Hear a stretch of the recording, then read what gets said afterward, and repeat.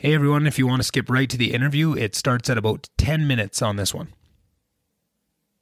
Hey everyone, welcome to episode 42 of the podcast. I think it's 42. Another fun episode. It's fun to get back into it. I was a little bit scrambly this week. Before Christmas, I had kind of overloaded myself and maybe interviewed too many people in a week with how busy work was and kind of, maybe overextended. And then, but I felt great because I had, 3 or 4 episodes in the can, and I thought, I'm going to be good forever, but those 4 weeks went by fast, I tell you. And then I was kind of scrambling, didn't have anybody lined up. There's lots of people that were saying yes, but just couldn't do it quick enough to be able to release for today, for Monday. And I kind of got a call from Taylor and just about some work stuff about tanks, and we got talking about the podcast, and said, hey, well, I think we'd have a good bullshit on there, and he was willing to jump to the post. And I told him this was, I think, Thursday. I don't even think it was 24 hours before we interviewed, but so we were kind of planning it out for the next week. Maybe that was too short notice. But then he texted me back. Friday night, I was thinking I had someone tentatively in for Saturday. I was hoping, and then I was just going to really twist somebody's arm to get them on Sunday and just do a last minute rush edit and get it up for Monday, so I didn't miss a week. But that was my plan anyway. And then Taylor texts me, 6:00 on Friday and says, hey, you know what? I think I if you want to, I'll do it tonight. And I thought, fuck, well, if I'm honest with you guys, I had a bit of a, tough decision on it. I really wanted to get that episode in, but I was just settled in. I was in my jammies. I was on the couch. I was just ready to be a slug for the whole weekend, and I had to kind of pull myself back out of it and get myself ready for this podcast. I think I was a little bit in my head about it because in the past, when I'm not fully prepared, like taking the whole day, really laying out a bunch of questions to ask and really thinking through deeply the interview, it hasn't gone well in the past. I never mentioned it in the intro of it that I wasn't as happy with it, but there's been 1 or 2 episodes where I'm not happy with the work that I put in before to make sure that it's going to be a great episode for that guest, right? The guests, it's not up to them to come into this with anything, it's all going to be on me. And so I think I was a little bit in my head about it, but once we got going, had a couple beers, it was a fun episode to record. And it may not have been my best work. I think I was kind of stumbling over my words, and some of the concepts I was trying to put out, I just couldn't find the right ways to say it and the right arguments to bring out, even though I knew kind of in my head it all made sense. I just couldn't get it out. But, that's going to happen. And I think you kind of got to get some of those out of the way. And if it can happen in a podcast like that, where it's lots of fun and still lots of laughs and good stories in it, where I can kind of, maybe not be firing on all cylinders like I want to be and still have it be a good interview for guys, I'm really happy with that. So it was fun for Taylor to jump into the fold there with no time to really prepare himself or get mentally prepared for it, because I know that's kind of when I ask people, everyone just said, well, can I have a couple weeks just to prepare myself? And I said, yeah, no, sure, I understand that. To be on the other side of this, it must be nerve-wracking. I'm 42 episodes in now. It's not as scary to me. I mean, but honestly, I get nervous every episode still. Maybe, I think there's been 2 or 3 where it's been a really close friend and I'm not as nervous. And then also when it's in person, I get so excited for the in-person ones that it's not even like nerves. It's just pure excitement. It's some nerves too. I'm sure that depends on the guest. When I had Lars on my first comedian, I was definitely a little bit nervous, but for some reason about going to the studio first, having Brennan there and having a little bit of a bullshit and kind of settling in, it allows those nerves to kind of fade away so you can just jump right into it.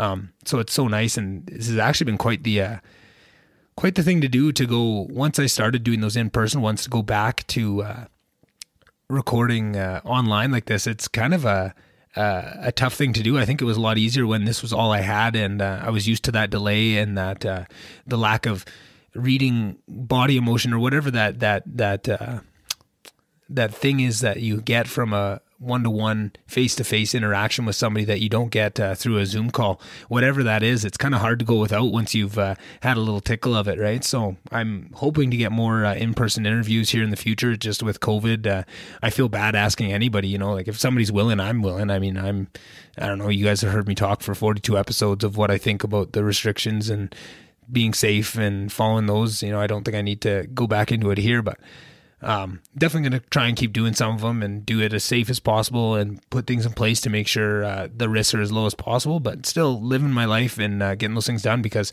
the thought of just packing it up and not doing another in-person interview for the next however many months is just not an option to me. Like, fuck that. There's no way. Like, my mental health needs that. I didn't realize how much my mental health is affected by this podcast and how much it helps me, and what a I don't know, not a safety net, but like just a building block of the stability of my own mental health is this podcast. And it's important to me. So that was fun to get Taylor to come on. And I think that's where getting that stress of not having an episode to release on a Monday, and, it's coming up to the weekend, you try all week and you ask all these people and just nothing seems to be coming together. And then, like I say, if you put the work in, something falls into place. And like what happened yesterday, Taylor texts me out of the blue, hey, let's do it tonight, and we make it happen. So you guys get something to enjoy on a Monday. I don't leave you guys hanging. I know all three of you that are waiting patiently for the episode to release. No, it's lots of fun. We talked about some of the Pat Rehn stuff, the MLA and slave, kind of all that controversy that's going on. I mean, I was not very aware at all of anything that was happening until kind of over the Christmas break. I was talking to my dad. We talked about on the podcast that he kind of got me into the loop on that. And then that letter came out from the town council and slave of what they're seeing. So like I said on there, I'm trying to keep an open mind to that there was always two sides to every story, and he might have a good excuse for a lot of the stuff I'm seeing. I haven't heard any yet, but I'd love to have him on, and let's see what his side of the story is. I've heard nothing but bad from everyone else, but every time I always hear everything bad, like, well, if nobody can come up with one good thing, like, I'd like to hear your side of it and see what you think, right? So maybe we'll see that in the future. Probably not. I doubt he would come on here, but who knows? Maybe he will. Maybe I'll get him. I know it'd be hard to convince people that it wouldn't be walking themselves into a firing squad when you just have all those bullets coming at you through something like this. So can't really fault him for that. So we talked about that stuff, talked about kind of some hockey, some growing up in slave, talked a lot about our dads. Taylor's dad is quite the guy. He's done a lot of cool shit, and honestly, I probably should have Papa Kelham on here one of these days too, if you'd be willing. Maybe I'll ask Taylor after, but like just to hear some of those stories and see. And what I love is when you know somebody and then you get to hear more of the in-depth of how they're raised, and so many of it is like, oh, that makes a lot of sense. When they tell you, it's like, oh yeah, that clicks, that makes sense, I can see that, like, and where all these things come from and why somebody is how they are. I love that just and I feel so thankful that people, or that I have this platform that lets people open up about those things and allows me in to realize that about them and to learn about them. And I think sometimes just having me reflect some of those things back to them, hopefully it can help them learn some things about themselves, because I think for myself, it's really hard sometimes to see something about yourself and then somebody mentions it to you and you're like, oh shit, you're right. That is very much. And a lot of the times you do know it, but until somebody vocalizes it, it's kind of, it's easier to stash it away and not really pay attention to it. So yeah, no, we talked about lots about our dads, lots about playing minor hockey, growing up in slave, I don't know, lots of fun stuff, crushed a couple beers and had a good time. We definitely want to get on in an in-person episode too, so I'm sure they'll be back. This is one of those things where all these people that I've already had on, I want to have them back, and I always say like, oh, well, I'll have you back and we'll have you on in person, but with all this COVID, it's making it difficult. And then there's people that I want to have back on, and I've kind of promised, I'll get you back on in person the next time, but it's like, oh, I might have to do, 2 Zoom interviews and then we'll get you on in person. So kind of working through that kind of stuff. I know there's so many people from the first 40 episodes that I really want to have back on. David Akinnon, Catherine, my cousin Katrina, her episode was awesome. I really want to have her back on. Cody Twin, Sod, like there's so many people that I just can't wait to get back on. And there's so many people, so many new people that I want to get on that hopefully, with the COVID stuff, we can find a way to make it happen and really bring more episodes. Maybe we can even bump it up to 2 weeks so that I can start really crushing through and getting better at this at a faster rate, because, the only thing gating how much better you're going to get at something is how many hours you can put into it. And, it's not something like hockey where you can go, if you get the ice time, you can go out and practice as much as you want. I can't really, as much as I want to, I can't really sit here and have a conversation with myself for 3 hours to practice. So, I going to keep doing it as much as I can. And, yeah, no, it's really awesome. So, probably covered in the intro, the jig, follow the Instagram, the Twitters, all that stuff. And, hope you guys enjoy it. See you guys in a little bit.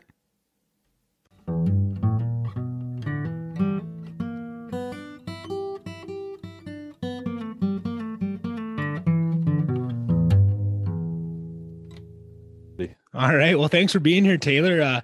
I think you got the record for fastest time from us texting about the podcast to coming on. I think you got the record here. I didn't have enough time to write down any questions for you.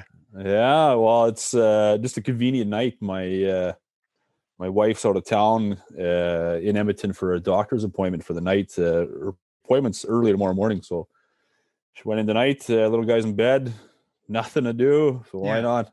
Those are always the fun nights. I mean, I loved the nights with my mom too, but definitely I look back on the nights when Ingo was in charge, just the boys. It was always, macaroni and ham, his specialty dish, and hockey on the TV. Fuck, those are fun nights, man. You can't beat that. Yeah, it's good. So tomorrow he'll be up full of piss and vinegar, and he likes squatting. So we live on just the edge of town, so it's easy to jump on the quad and hit the trails right from the house. So it's probably spend the day in the bush. And nothing better than that, hey? Nice fun night with the boys, and then head on the quads in the next day. Oh yeah. So it'd be fun. He's got a little Can-Am 70. Doesn't do too good in the snow, but the trails are pretty packed down. So and there's not much snow this year anyway. No.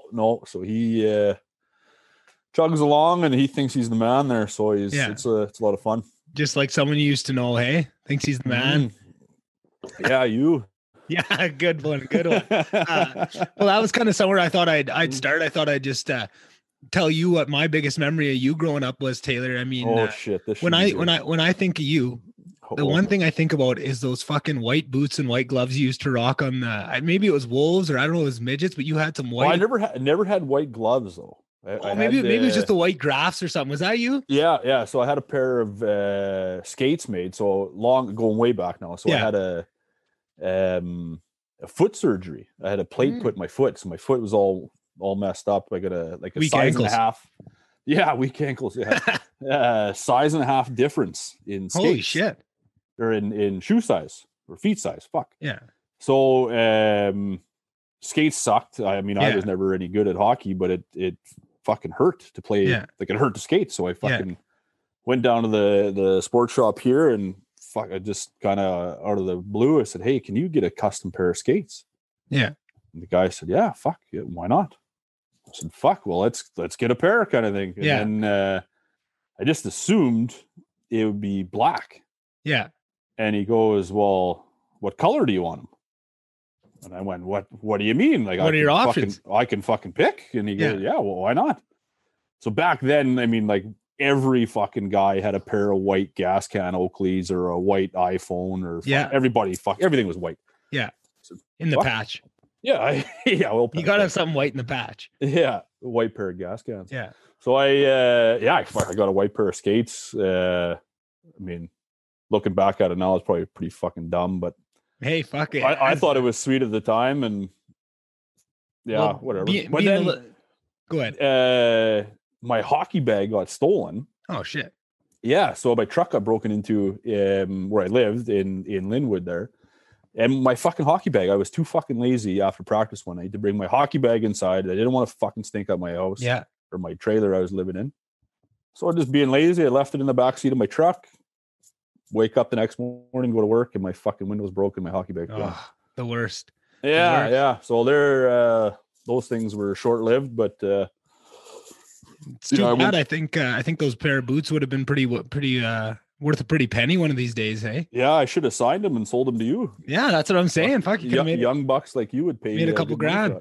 Well, that's kind of where I was going with that whole thing of just thinking back you with the white skates, because when we were kids growing up in Slave, that was always the cool thing, right? Like the most exciting thing you could do is on a weekend if there was a midget AA game or a Wolves game. Holy shit! Like that was the coolest thing you could have seen, right? And it's funny to grow up, you watch the guys like you and Zinnick and Pichette and the Discover brothers, and you're like heroes to the kids. And then you grow up a couple years later, and Paulson and all those guys. And then in my last year of high school, I had one of those funny birthdays. So I was missed the cut. I was an overage for grade 12. So I requested an overage, typed up the big long letter. I've never been suspended. I've never had a 5-minute. I've never been kicked out of a game. Because you're so soft. I'm exactly 100%. Yeah. No, I never had a fight. Right. Just put all this stuff out to him. And got denied, and it was, kind of one of those things where you watch all these people play Wolves, and that was the biggest thing. And I thought I was going to get to play Wolves, but then the Wolves folded that year too. So I was stuck without a paddle. So I played rec with the Benny and the Jets there. They brought me on. Yeah. It was a fun year, but it was so funny to play with guys like Paulson and stuff that you watch as a kid, your idols. And it was kind of a fun experience to kind of be one of the boys with them and stuff. You're a 17, 18-year-old kid playing with, grown men. So it was a little bit different. I'm sure some of the things they wanted to say couldn't be said, but fuck, that was fun, man. Yeah. Chad's still my idol. He's, no shit. Who is it? Still look up to him. Yeah. That's a bugger. Oh, yeah. Fuck. And when I played Wolves, I think I was 19, my first year, or 18. Mm-hmm. I think we were kind of the tail end of the junior B being popular. Yeah. Like when I was in I remember being in grade 6, I'd beg my dad, hey, can we go to the fucking Wolves game? Like that was the thing to do. And then junior high school, I think like Sean and Zinnick and those guys. Mm-hmm. I mean, there's probably lots of fans there still too, but by the time we got there, it was a little less, and then they fucking folded. So man, which is so disappointing for guys like us that grew up with it and saw what it was. It's kind of sad to see. And then actually a couple of years ago, I was back in Slave. Actually, it was when I graduated. I was back in Slave for, I don't know, not a full year, but maybe 9 months before I moved up to GP here. And I was asking them, and they said, we're barely making 3 teams in bantams and stuff. They're just hockey in general is big time, way down. And that is just so surprising to me. And so I'm just curious. I have all these theories in my head of what it can be, video games getting better or whatever it is, or, people getting smarter about contact sports and not wanting their kids to play. I don't know what it is, but it's just so disappointing to see, probably was a sign of things coming when the Wolves folded. I think as soon as you see that now, what are these kids that are, 5-6 years old, the coolest thing in town to do, they're not out there watching those guys, seeing their idols and really buying into the game, right? You kind of lose that, you lose a whole generation. I think there's actually this year, I think there's only 1 midget team. Wow. And I think there's only, I could be wrong, but I think there's only 1 bantam team too. There's even some kids from Slave playing in Whitecourt now. Really? Yeah, because they have a AA team there, and Slave I think only has 1 team. So they're classified as a tier 3 or a tier 2 kind of team. So a little more competitive over there for those kids. So well, I remember one year, I think it was bantam. We had, I think, 4 teams. And I think the way the seating worked, two of the teams got tiered into the same league. So we had 2 Slave Lake teams in the same same division, man. That was high drama. You get out, the whole high school shows up for the games and shit. Fucking Ingo probably loved that. Oh man, he loved it. He loved that all. It's funny to look back on my hockey career, and I loved hockey too. And as a kid, you just look up to your dad, and I'm sure it's the same way with you. Of just they know everything. Not one thing could go wrong, right? And I just assumed I listened to Ingo about everything about hockey, and I didn't realize that he didn't get to play much hockey and stuff, and he was kind of picking it up. He was a later. He played it as a kid, but then kind of had to work, and he grew up on a farm. It was kind of, you played when you could play and that kind of thing, and it was funny to look at it now. And it's not that Ingo doesn't know nothing about hockey, but I think always in my head, he was, whatever he said was 100%. And then you kind of start watching the game a little bit more yourself, and you kind of look back like, man, maybe some of those things weren't actually the best direction stuff, but that's what then you look back with so much love of just clearly that wasn't going to stop him from helping, be involved and always coaching all the teams and stuff. He was going to be there through thick and thin, right? And it's just funny to look back and see that. And it's kind of almost the same thing of realizing, when you're a kid, you always think all the adults, they got it all figured out and stuff. And then kind of that year of playing up with the Jets and be like, oh, these guys aren't any different. They're just regular old. It's kind of that you hit a certain age where you kind of realize, hey, nobody's fucking knows what they're doing out here. We're all just kind of fucking figuring out, throwing it. I never really, I never had that really when I was, in minor hockey, right? Because my dad's from Africa, South Africa, right? So he, never knew how to skate. He never knew fuck all about hockey, and he really, obviously picked up hockey, watching hockey when he came to Canada. So he never knew fuck all about passing or shooting or coaching me. So it was actually kind of good because I look back at it now. So this year I'm against my fucking wishes, helping coach my son's team, Tucker's team. Oh, nice. And I never wanted to do it, but he asked me to do it, and it's fucking nuts, man. Like, how's the parents? Wow, yeah. I mean, the parents. I won't. Yeah, I don't need to. Yeah, I know you don't need to go into that. But I can imagine. It's crazy. The craziest, one of the craziest hockey stories, kid stories for me. My wife and I were living in Chestermere for 6 years, just outside of Calgary. Yeah, and good friends of ours that we made there. Their boy was in. Like would be shavers now. I don't know what it's called now, like U5 or U6, whatever the fuck it is. Some weird name now. So we were there every Saturday morning. His boy would play, so we'd go down every once in a while and watch a game. And there was a mom sitting, I think, to the right of us, and had a stopwatch. And she was stopwatching her son's ice time and saying like, "Oh, you know, little Timmy, fuck, he only got 50 seconds that shift, and little Johnny was out there for 1:30." Yeah. And I'm like, what the fuck is going on here? Yeah. Like, these guys are just. Is there a scout here? Yeah, like they're 5 and 6 years old. What the fuck is going on here? But oh my god. So I mean, yeah, I didn't want to get into the bullshit part of coaching and parents and stuff like that. But it's a lot of fun. Yeah. You know, we got a couple of good coaches on our team, so it's makes it a lot of fun.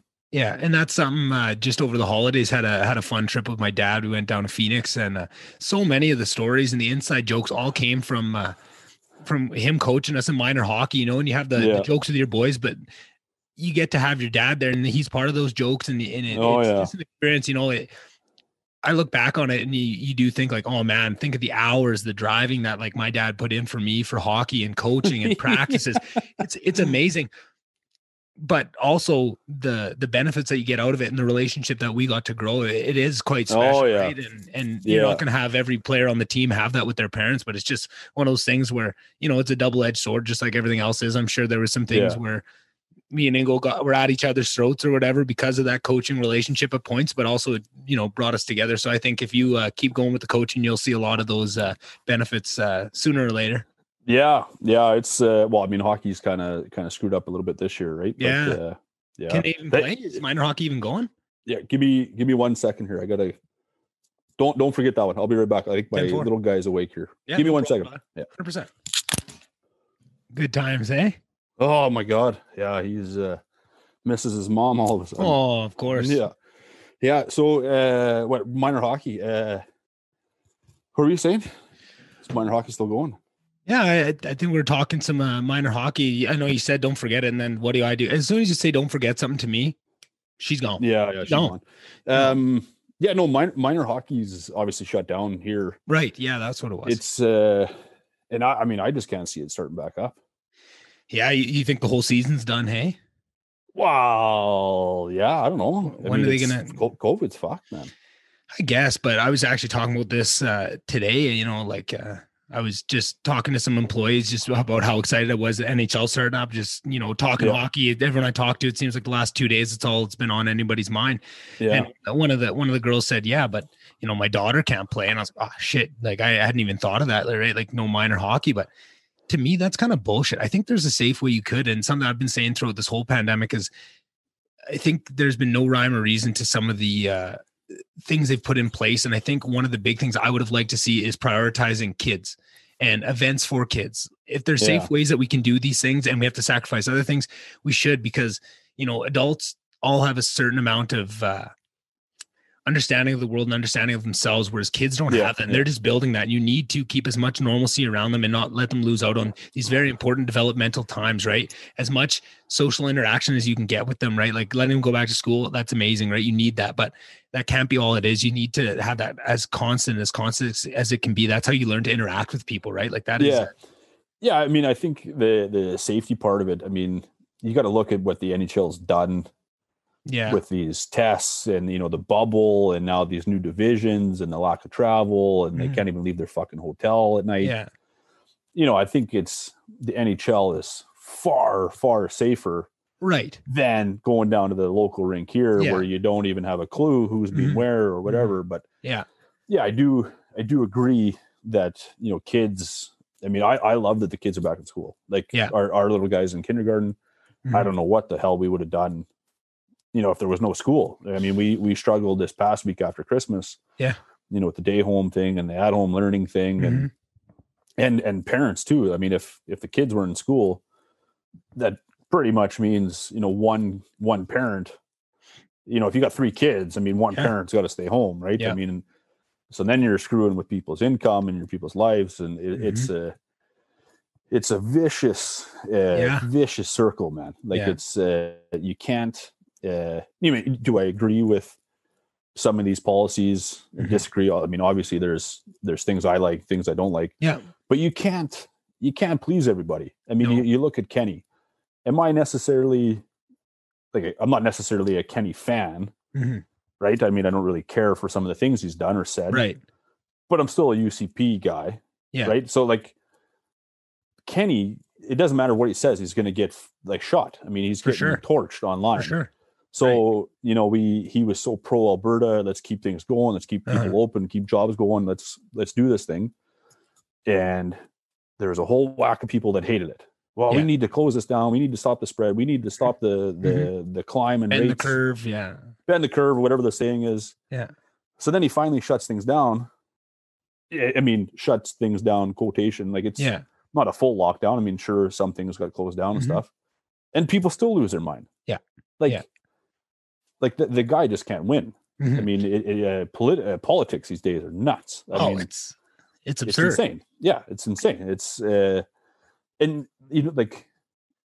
I mean, I'm a blue collar Alberta guy. I think most of northern Alberta is, but it's okay to be a left winger, or it's okay to be in the center, or it's okay to be I don't think any different of any of my friends that voted for the NDP or that are liberal.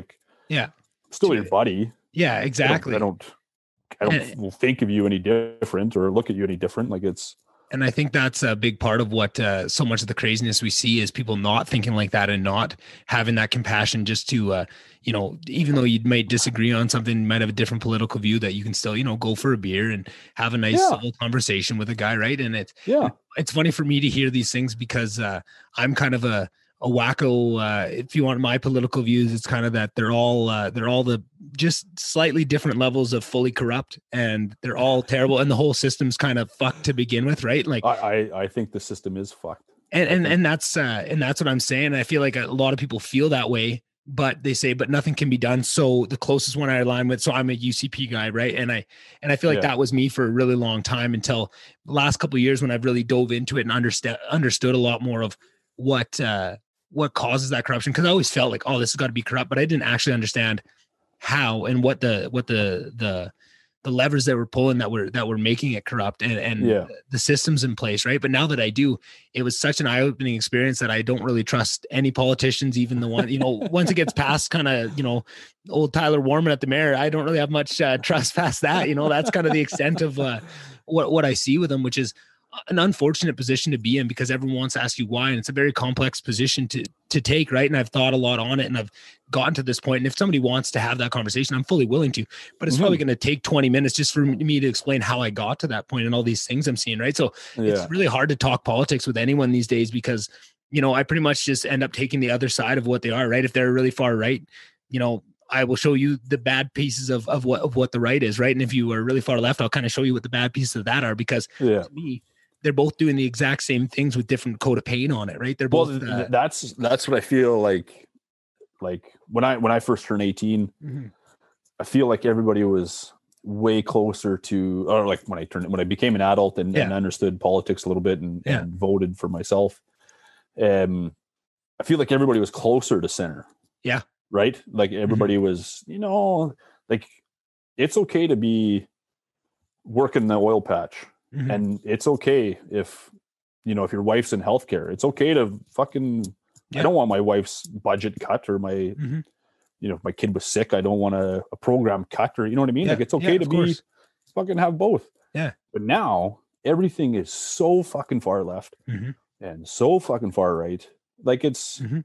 And everybody's got an opinion. Like, I mean, everybody should have an opinion, but everybody's like digging their heels in. Like, you're a fucking idiot if you voted for the Liberals, or like, I can't believe you voted for Jason Kenney. Look what he's done to our province. And like, fuck, exactly. Like, I know there's no more center. Exactly. And I think in part of what I was talking about in digging in and finding that position where I got to is a big piece of that was seeing how that happened, right? Like a big piece of it is social media, but then another big piece of it is social media and news media and the dollar amounts that are attached to incentivizing that separation and pulling people. Like you said, when a couple of years ago, it was a lot more to the middle and those fringes were very small, but there's a lot of money to be made sucking people from that middle out to the edges, right? That's where the money's at. And unfortunately, you see that cycle over and over again. And then when social media came onto the scene, it just it ramped it all up. And what you say now, everybody, you give everyone the power of a Twitter, and that twists everybody. It's there's a saying, be careful of unearned gains or unearned power or something, right? Like you need to be able to gain something, right? Before social media, you had to have to do some sort of work in your life for people to listen to you, right? To have a voice. You had to earn that. That used to be earned. But now, since the invention of social media, anybody gets it, and that warps our understanding of what things are and our own understanding of our own positions and how much weight that carries. And now you put everything in a rough position. That's what's happening with all this COVID stuff. Everything's overanalyzed and everyone, wants to jump. Crazy, man. And unfortunately, 95% of people are just parroting whatever their team, right? They're either right or they're left, and whatever, they don't look into it. They just, what is the talking points from my side? And that's what I'm going to run out there. And you get so busy bashing heads between them. The real work that needs to be done gets lost in the fold because everyone's so busy fighting over whether we should wear masks or not, which is like the 1% of the issue that we need to cover and the things we need to sort out. It's so insignificant, but there's a lot of money to be made getting people riled up and a lot of clicks and a lot of it's nuts, man. It's unfortunate. And you can once you really dive into and understand all the forces at play and who's propagating this and making it worse and keeping the cycle going, it's very hard to sit idly by. That's actually a big reason why I started this podcast, because I've seen this for years and just being like, man, this is so frustrating to watch it happen. It's like watching a car wreck in slow motion. You can see it happen, but you can't do anything about it.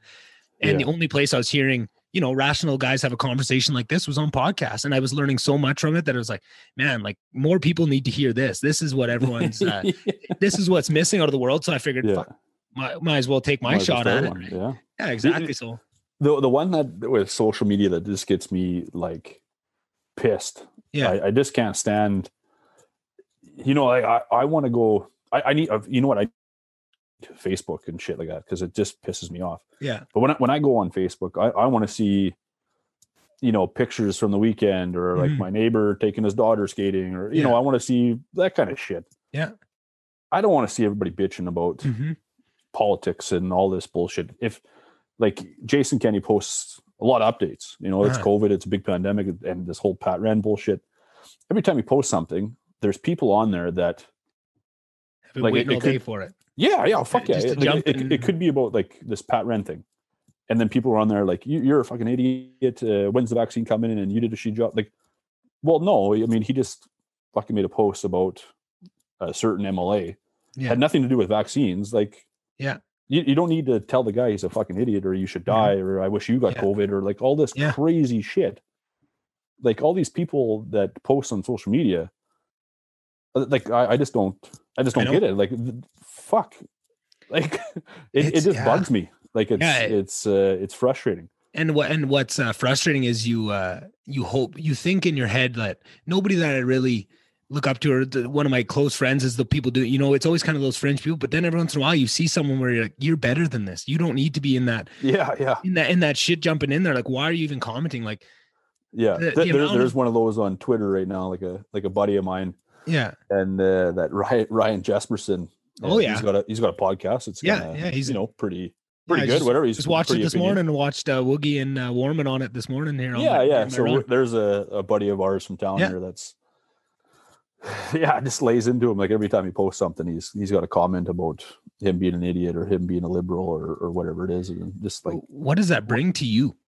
Like that's negativity, right? Like the amount of the amount of times you're shooting yourself in your own foot by just bringing negativity into the world, right? Like I like to be happy. I like the positivity, right? Like you say, I want to see, people's kids and that sort of stuff. I don't want to see fighting, but the Yeah. things that really get people to, what happens if you're scrolling through and you see somebody's picture of their kid, you're not going back to check. You're going to like that and kind of scroll on. But if there's a big juicy fight going on, and there's gossip, you're going to go back there. You're going to check those feeds, and that's what the algorithm sees, and they want you to go back to it, right? So that's what they incentivize. That's what they show people, right? And they gauge down all that stuff that you want to see, right? That you're there for, and gas up all those crazy things, right? And things that are going to be, because it's not only that for everybody. Some people are like me. What Facebook is for me, because they know what I'm after, it's those satisfying videos of people playing in wood, and those people in China using those huge presses to make bearings and shit. Like, that's what gets me, because I'll go down a rabbit hole of 20 minutes of watching that shit, right? So they know that'll so that's all my Facebook is. It's whatever's going to hold you there.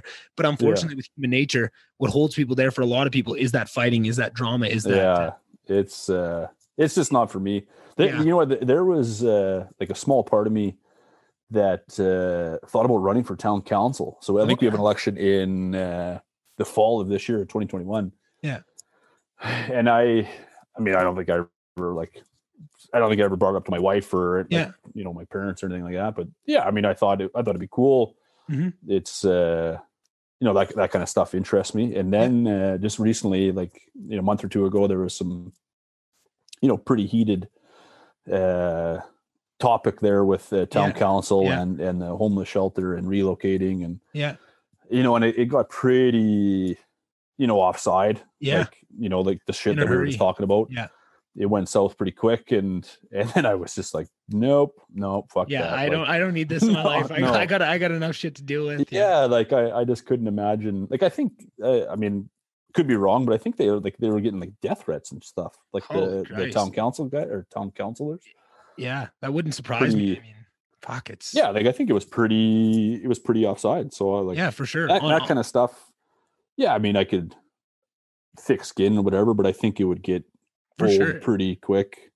And it's not even about the thickness of your skin at some point, right? It's just about, even if you don't let the things affect you, just it still gets through to that level, right? Like watching my dad with work, sometimes when you have employees, they're not going to be happy with everything you say, and and there's going to be some kickback in there, and there's a lot of times they're going to be upset with you, and the way he can let it roll off his back and stuff. And I try to emulate that myself when things aren't going right, or you have to make a tough decision and people don't like it and people have stuff to say about it. It's tough, but I'm a sensitive guy, and I, as much as I try to shrug it off, it gets to me, and it's amazing what you can see, because like you say, I have thick skin. I don't let a lot of things bug me, but it's not even the thing itself. It's just, the inability to do anything about it, and that it's still coming at you. And I think that's what it is, right? If you sign up for town council, you didn't sign up to be ridiculed. You wanted to make some good numbers.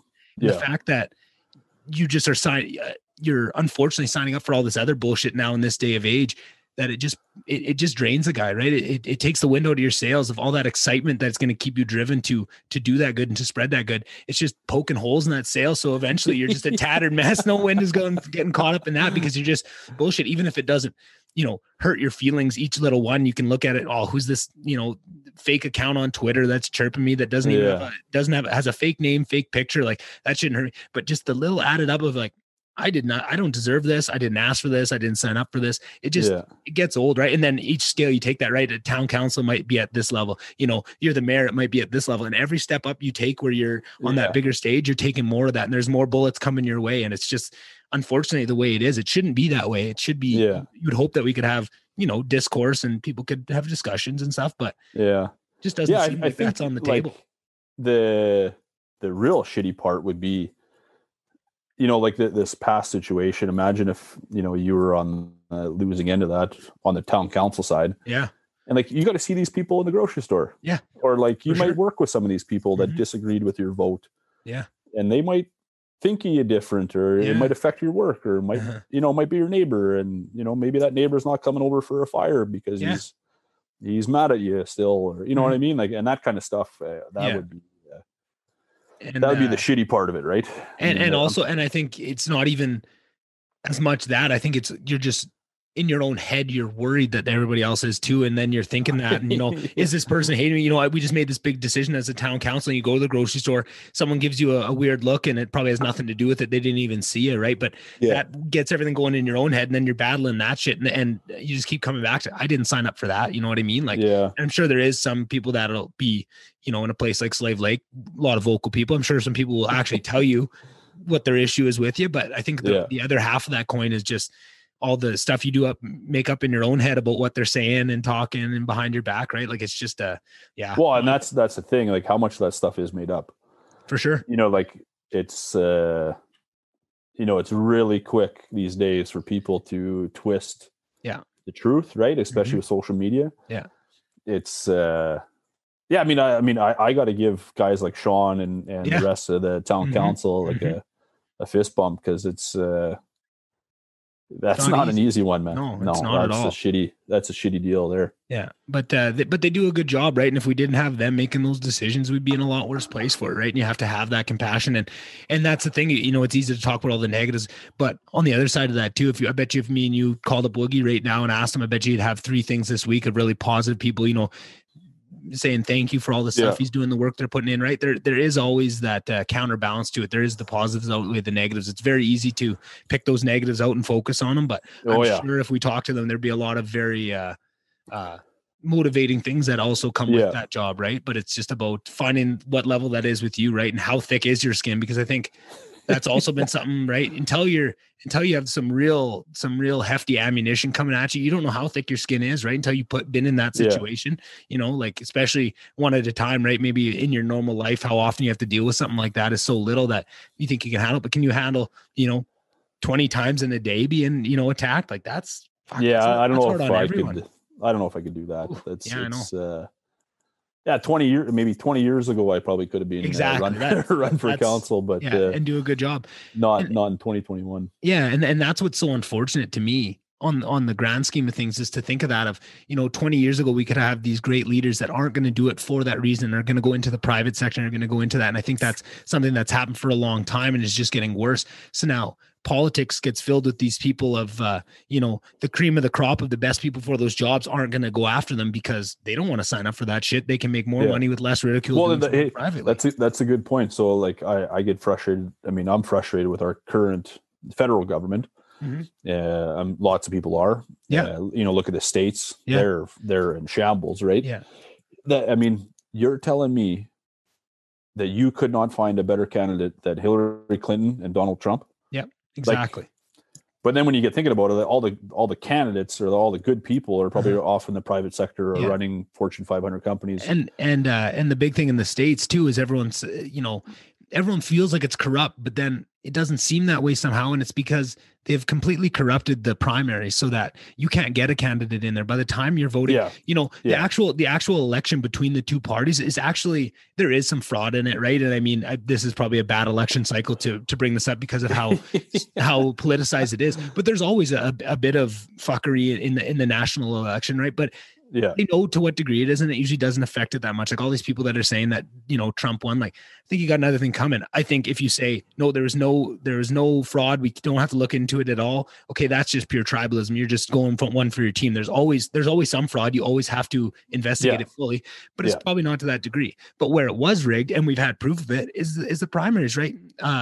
They rigged it for Hillary Clinton in 2016 to beat Bernie, right? Like that is clear as day. So now you take that, and now you might have an argument whether Bernie is a good candidate or not. But even if we had, like, say, who's an American icon that everyone loves, say The Rock wanted to fucking run, right? And we were so sure that The Rock was going to be perfect. He had the perfect platform. He was going to federally legalize weed. He's going to, bring healthcare. He's going to do everything that is popular for everyone, right? Prison reform, all this stuff. He would never get through. They would find some way, because they have those primaries set up in such a way that they can essentially pick and choose who they bring in. And that was what was amazing with Trump. They tried at every turn to make him not win that primary. And he spanked them. He did, but that was 100% terrifying to the establishment. And they saw it on both sides. And you see all these people like the Lincoln Project and all those Republicans that went against him, because that is a pure attack on what they were. And it could have been something great, which is something that I get so upset with what Trump did with it, because there was always that option for somebody to go in there, say all this, hey, you guys are all corrupt. This is bullshit. I'm coming in to kick the doors down and bring positivity through. Right. And he kind of did everything saying he was going to do that, got in and then did all the same corrupt shit that everyone else always did, kind of just used the under the guise of breaking it all down and draining the swamp. He got himself in there, which was a miracle, a feat of brilliance, right? What he did was you have to hand it to him. It was brilliant, but then he could have ended a lot of wars. He could have, put a lot of things in place. He could have, taken away all that power from the two-party system by adding ranked choice voting. That would be one thing he could do that would completely take a huge bite out of that duopoly they have, but he didn't do it. Right. And it's unfortunate, but now everyone in the future that can't really, now it's happened once and now they're going to safeguard against it. And that's what I'm so upset about is like, Trump took our one shot for shoehorning a real, a non-politician into that position, right? To shoehorn a guy like The Rock that just is principle, or whoever you want to say, that just has principles at least and isn't corrupted into that role so they could do what's best for people.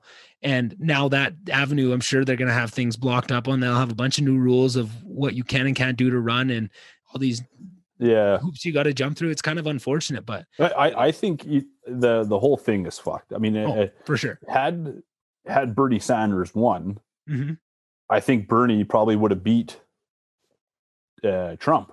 Yeah, probably. Right. But Clinton got in, and I mean, you could take that. I mean, again, have your opinion either way. I don't care. I don't think anything less of you. Yeah. Did I want, I mean, they're both suck in my opinion.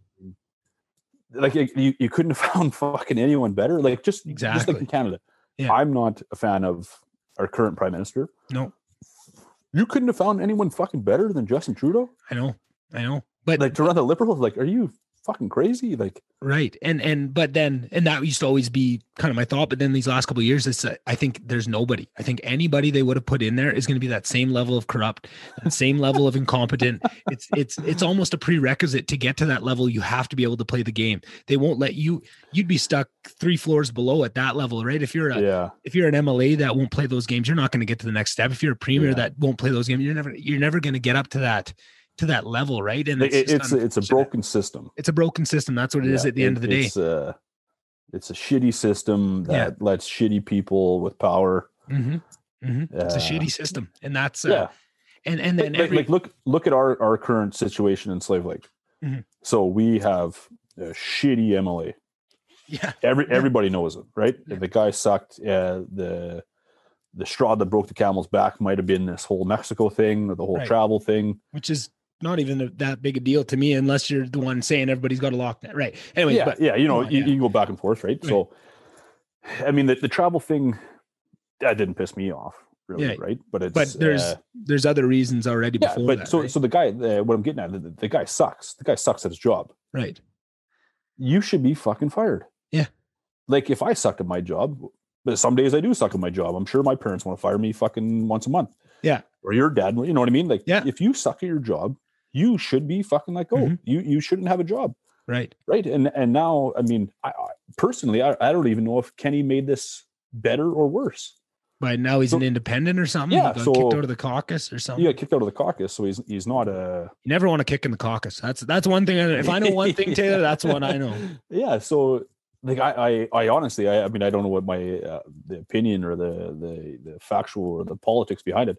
I don't know if it's better or worse for Slave Lake, or if it made any difference at all.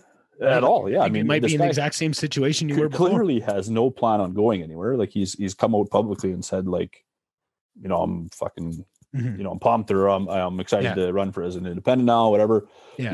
We tried to deal with a guy on a business end on our side of things in aviation. And he was a loser. I mean, we reached out to him a number of times over some government contract stuff. Yeah. And, never called us back, for months and months, we tried to get a hold of him. And finally, I think my mom that looks after our office just drove out to his office and he was there. So surprisingly enough, he was there that day. So I think she just basically invited him herself in and they had a chat and my mom got back to our office and I said, "Oh, how did it go?" And she just, he didn't take me serious. He brushed me off. He knew nothing about aviation, knew nothing about government contracts or government procurement. And then he showed up at our office at like 5:30 that day. So everybody had left. I was just leaving. And he was just raw, like, let's go pro Alberta companies. Let's do this thing. I'm fighting for the small guy, guys like you. And never heard from him again. Yeah, never heard from him again. So ironically enough, next week, there should be an announcement for some aviation long-term contracts with the Alberta government that we bid on. So I'll be curious to see if that message ever went to the top. Yeah. It was it's kind of again a broken system for Alberta government procurement stuff. It's it's kind of shitty, but just from a personal level or a company business level, I don't have anything good to say about him. He's let us down as a company. Right. He's kind of useless and it's been in my opinion, but it's been interesting to hear about all this because and I'm trying to keep at least partially impartial because I am trying to get him on the podcast. I do want to see what he's got to say because it seems like in any of his statements, he hasn't really made any case for himself other than, hey, I'm not going anywhere. But I'd be curious to see if he does have a case or he does have something to come back with, right? Like I didn't even know his name. I didn't know his existence. I didn't know who he was. I had no clue until over Christmas. Just happened to be my dad was kind of telling me of what was going on. He just said, apparently this guy, he doesn't live here. He lives out of town. He's always he's never around when anybody needs him and all this. I was like, holy shit, like really? Like that seems ridiculous. I was thinking like, oh, is it just COVID? And he goes, no, it's been happening for a while and stuff. And then as luck would have it, right, it was completely coincidental. The next day was when that letter came out. So I had just been kind of brought into the fold of who this guy was. I was like, holy shit, this is real. Engel wasn't kidding, right? So then I'm seeing all that. And then, so that's kind of the thing I've just been, since then, I've just been kind of data collecting and seeing what everyone has to say. I talked to Woogy and I've talked to, I haven't got to talk to Tyler yet. I was supposed to have Tyler on the podcast, in the new year here probably this week, but with all this going on, I know he's busy and didn't want to throw one thing more onto his plate, but I would love to have a conversation with him and just see what it is, because I'm the type of guy where, if you come on here and you're willing to give me your time, I will give you a full fair shake to see what he wants, but I just haven't heard one good thing. Yeah. Yet. Like, what? I'm not even sure what he's accomplished for our riding. Yeah. In the 2 years that he's been here, I'm not even sure that he's done anything. I mean, we got a new stretch of highway repaved. Yeah. Notorious around our region that this stretch of highway is terrible. Yeah. And then they fucking paved the wrong part of the highway. They paved further to the west, this big, I think it was like 18 kilometers kind of thing. They paved like 9 kilometers of shit and 9 kilometers of good when they could have repaved 18 kilometers of shit. Yeah. You know what I mean? Like, so I think, I could look into it a little bit, but I think that's the only thing that he's helped get accomplished in this region. And I could be wrong. He might've done some other shit, but that's kind of the only thing that I know of. And that's kind of what I want to hear from him, right? Of like, what have you done? What do you think you have done? Right? Because the two things I've just heard over and over from everyone I've talked to so far is either he's never around, and when he is around, he's so out of touch with what we need that he makes poor decisions because he doesn't understand our community, right? That's kind of the two things. Which with the road thing, it sounds like that's exactly what it was, right? If you had been investing in the community, you'd know exactly what pieces people are bitching about. I can come back to town for 15 minutes and I can probably tell you where the bad roads are, right? Like just from everyone bitching about it just at the pumps, like people are people in our neck of the woods, people are going to bitch about what they want to bitch about. If you were going to make the argument that you don't know what the bitch points are, I have a tough time with that, right? And not saying that's what he's saying. Again, I don't want to put words in his mouth, and hopefully he'd come on. It's a long shot. Have you reached out to him? Not yet. I just the last couple of days, I was just trying to find like, okay, how would I reach out to him? Does anybody have a contact for him? And I got a just busy week coming back. I think did you got his phone number? I might have gotten his phone number. His cell numbers, I think, is a Texas area that's code. Convenient. There you go. That there's a prime example of why that'd be the first question I'd have to ask him, I guess, if I do have him on here. But yeah, it's just one of those things where it's a pipe dream. But I very much doubt that he would. I think it'd be a good decision for him if he does have any case to stand on. I think this would be the perfect place where he, as long as you want to talk and make your case, he can. But I don't know if he'd ever believe that. I mean, I think if Yeah. he heard, oh, someone from Slave Lake wants to have me on, he probably thinks he's just going to get lambasted for a couple Well, you hours, should right? know. You're a GP to say you're from Grand Prairie. Well, hey, there's a point. Yeah. Well, I can't put this podcast out, then he'll know my plan. But you know, it's one of those things. And that's the thing. I genuinely don't want to. You know, I'm going to be fair, just like I am with everybody, right? I'm not going to. This is my channel, and I want truth to be put out, so I'm going to push back on people if they say something that's inaccurate, right? To a point, but I'm going to also give people their stretch of rope, and you know, if he has some good points to say, maybe, you know.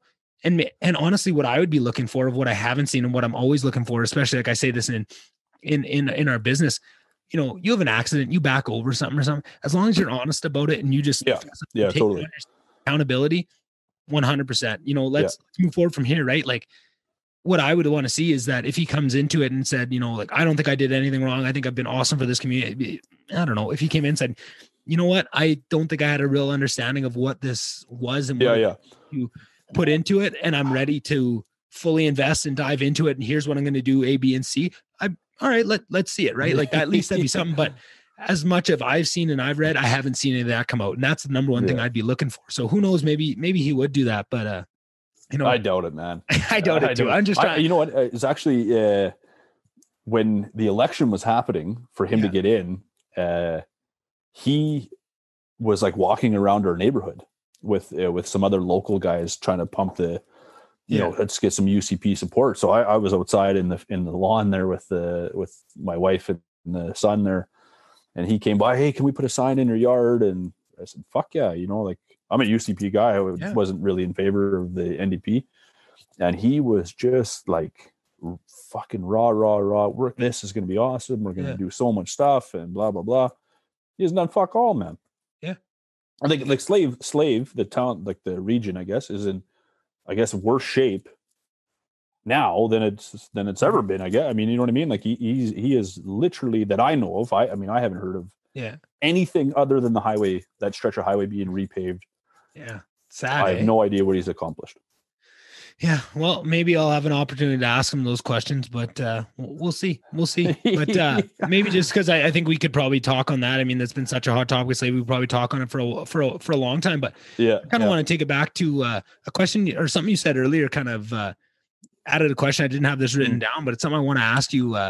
With your dad coming in from South Africa and didn't really know much about hockey, you seem like such a passionate hockey fan and a hockey family. Where did that kind of start? Was it, was it other family? Was it just the community? Like, how did that love of hockey come to you, do you think? You know what? I've actually asked him that. So when he first got to Canada, when he first got to North America, because he came to New York first. Oh, cool. South Africa to England to the States, and then he took a bus, I think, from a Greyhound from New York to Grand Rapids, Michigan. Yeah. And then I think he hitchhiked from Michigan to California. And then I can't remember how, I think he saw a game on TV or something in California. I can't be, I'm not 100% sure there. Yeah. And then he went home for a bit. He went back to Africa, and his brother, my uncle, was living in Edmonton, and he knew that Africa was going to shit. Yeah. I mean, look into the history there. There was some racial, some pretty big events down there. Mm-hmm. So he basically, kissed his mom and dad goodbye at 17. I think it was 17, 18, and went to Winnipeg. He flew into, I can't remember where it was, and then Greyhound from wherever in the States to Winnipeg, and got off the bus in the middle of winter. His mom knitted him a sweater, and it was fucking like -30. He fucking hated snow. And he got a little motel, and the first thing he turned on was a hockey game again. And I think that was when the Jets were in was it the IHA or the International Hockey League? Yeah. HF or whatever it was. No. Yeah, whatever the hell before the NHL. Yeah. Or the WHA. WHA. Yeah. And there was a big brawl, like as soon as you turn on the TV, and he just, holy fuck, like, you can fight in hockey. Like, this is fucking amazing. Yeah.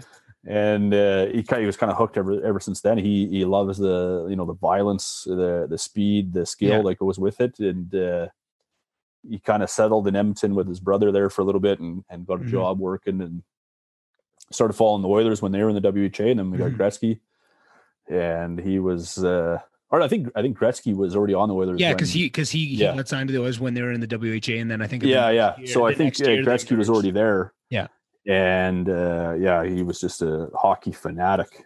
Yeah, from there. So I think he's been a season ticket holder for like 36 years now. Wow.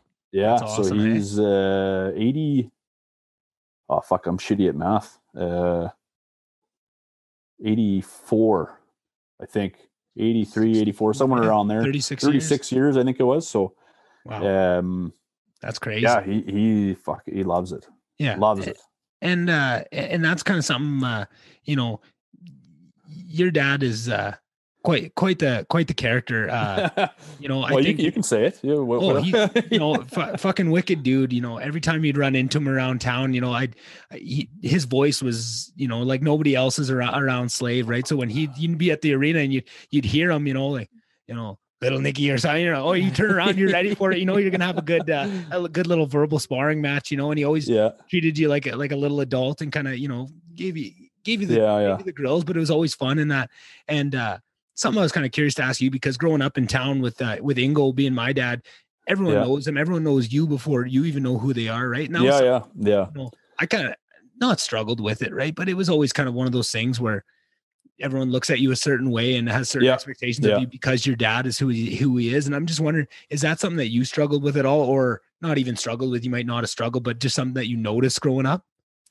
A little bit, yeah, little bit. It was always kind of, I don't know. It was just kind of, some of it was like kind of inappropriate. For sure. By the time I was old enough to figure out what people were talking about, some was just kind of stupid, but you gotta shrug it off. But it is definitely weird. I mean, it sounds kind of weird to even talk about it, but it is kind of weird when people don't have a clue, even really who you are, and they make a comment, or when my wife and I moved back to Slave Lake from Chestermere there, I was living here already. My wife was down there, and I went to the grocery store by myself one day, and someone made a comment about, me taking over the family business kind of thing, but a little more inappropriate than that. And I went, I can imagine.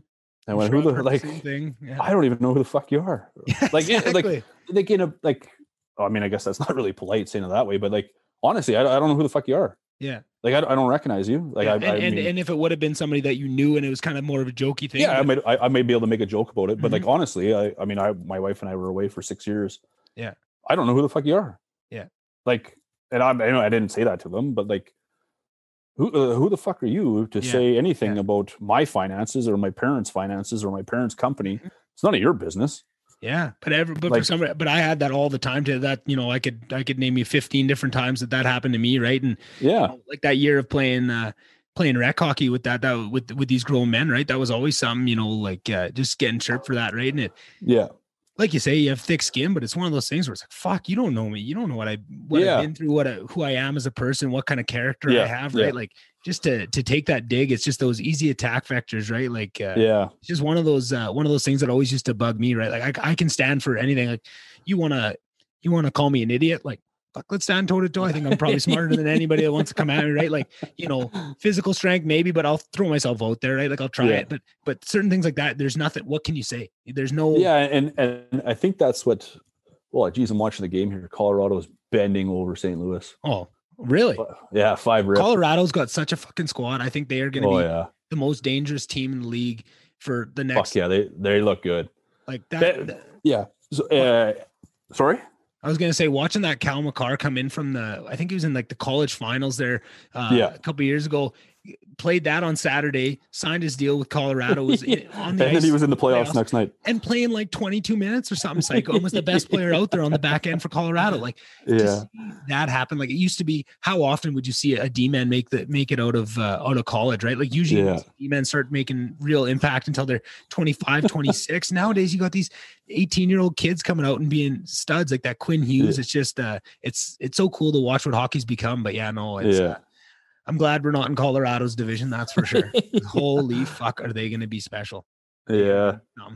So what we were just talking about business. What was the last question? I think we're just talking, having that attack vector where people can kind of say something like that. You know what, like for it, right? And the thing that bugs me, I'm opinionated. Like I mean, I don't mind telling. Yeah. You know what I mean? I got an opinion about everything, kind of thing. I know you do. But one thing I don't have an opinion on is like people's personal business. Like, yeah. You know what I mean? Like fuck, you name it. If someone's getting a divorce, or there was that, whether like I have no bearing. I don't care. And I have no. I'm going to take a wild guess, Taylor, on where you got that from. Probably from your dad. Yeah. Right. Yeah, but what? Why? Like for example, this grocery store thing when I first moved back to town. Yeah. Who the fuck are you to say anything about me taking over? And here's the worst part. At the time when I first got back here, there was nothing ever set in stone or nothing ever agreed on that I was taking over. Yeah. You know what I mean? Like I was just coming back here to work. You know what I mean? Like they needed help, and they was just coming back here for a few years or whatever. Mm-hmm. There was nothing ever set in stone. So who the fuck are you to say anything about me or my finances or my parents or my parents' finances or like that? Sure. And that's the thing that I don't. I mean, that doesn't sit that well with me. Like I think my parents have done well for themselves. They've worked their ass off for it. My dad came to Canada with nothing, like $100 and a knitted fucking wool sweater. Like I think my parents, my little farm girl from Wainwright, my mom, I think they've done extremely well for themselves. It's come with a pile of sacrifices and a lot of shit along the years and a lot of bumps and do they deserve what they got? Absolutely. Do I? I don't think I deserve it. No. I mean, I didn't start a company, you know what I mean? Like it's not my company. Mm-hmm. I hope one day it is, I hope to stretch it into a long-term thing. Yeah. They're not getting any younger. They might sell it tomorrow morning. I hope they don't, but good for them. They deserve it. It's, it's not something I've worked my ass off for yet. Yeah. I've certainly had long days or certainly had long weeks but that whole personal side of things, that just kind of bugs me a little bit that, if it's my buddies, I can give it back. It's nothing, right? But then it's the guys, like you say, it's guys you don't even know that are coming at you and saying this stuff. And what? Sometimes the rudest ones are like my parents' friends. Like I've ran into my dad's buddy at a Oilers game or something. Oh, you got your dad's tickets tonight? Well, yeah, I mean, I guess so. Yeah. Yeah. Well, it must be nice to get free tickets. And I'm like, well, I don't know. Like, would you not give your son fucking tickets if you had season tickets or like, you know what I mean? Like, you're preaching to the choir here. I get the same thing all the time. Yeah. And it stings that little bit, right? And there's nothing much you can say. And it's like, what can you say, right? And you would never, the thing that makes it tough is that you would never say that to anybody else, right? And you've been told, I mean, maybe not never, but you know what I mean? But you're conscious of those types of things where I think people just aren't, like, and that's what you say. A lot of times it is, parents, friends, like, oh, when are you taking, I hear that 3 times. If I'm back and say, oh, you back, take over Maxfields. That's what you hear all the time. And I think for me growing up too, is that was never discussed. It was never, Ingo kind of always, you're going to do something else. I always got the vibe from him that he didn't want me to, he wanted me to go do something completely different. And 100% my dad. So that was something that was always, to me as a kid, you don't really know. You're just trying to figure out, right? You want to be I want to be Ingo. I want to be that thing, but then you're being told not to, but then everyone else is telling them that's what you got to do. So then as a kid, you're, where the fuck do I go? And people probably think it's funny to talk with this, but when you're a kid trying to figure out this stuff, it's already so hard to figure out what's going on and who you are and all this stuff. And then you have that layered on top of it. It does sting a little bit and people can come at you. Right. And it's nice to look back now where I'm in a much better place about the whole thing. And I can kind of look back on it and the thing I go to is probably all those people are just, they don't know what to say and they probably don't mean anything by it. They don't think it's that insulting. If you've never been in that position, you don't know what kind of emotions that brings out in people. And that's why I was interested to talk to you because I had assumed that it would probably be similar to you and you would probably feel the same way about it, right? But it's hard to explain that to people that just don't understand it. You don't understand all the other emotions that go along with that. And right. And people just think they're saying something, they probably think they're saying a nice thing or bringing up a positive thing to you, but it's just like, man, that's just a slap in the face, especially when you are. But there's so many people though, that don't mean it nicely. Mm-hmm. You know what I mean? Like there's lots of people and you that can tell the difference a lot. Yeah. I mean, you could totally tell that it's a jab or for sure. But you know what I mean? It's even sometimes you can tell 100% that it's not a jab and they don't mean it, but it still feels that way sometimes, right? And then there's times where they mean it as a jab, and some you can get your back, if you get your back about it or say something back, go, whoa, I wasn't saying, and you can tell it's just one of those things, that's human nature. People are gonna act that way, but if you have that understanding of what they work for, right? You say, like Ingo, he grew up on a pig farm in Sangudo, right? Like he moved out of the house at 17, moved to the city and got his electrical ticket and wired up half the high rises in downtown Edmonton, right? As a kid making no money. And that's what he did. And then he grew and he started business, moved to Slave, went to the patch, and he built what he built. And it's an amazing thing, right? And like you say, I didn't do any of that. I just am lucky enough to be able to learn from it and to learn from him, right? Like that was the biggest thing after I graduated from university and got a business degree.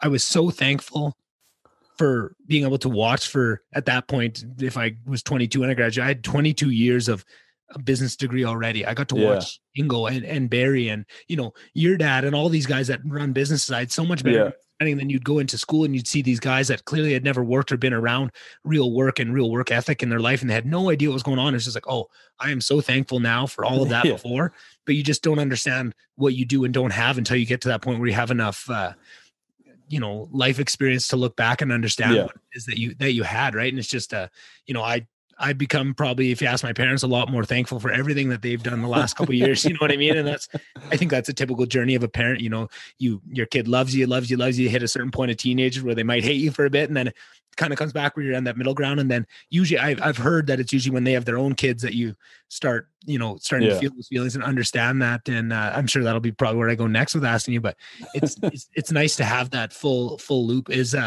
maybe that's something that you saw when you had a kid? Did you start thinking a little bit differently about your relationship with your parents and what you did and didn't see in that?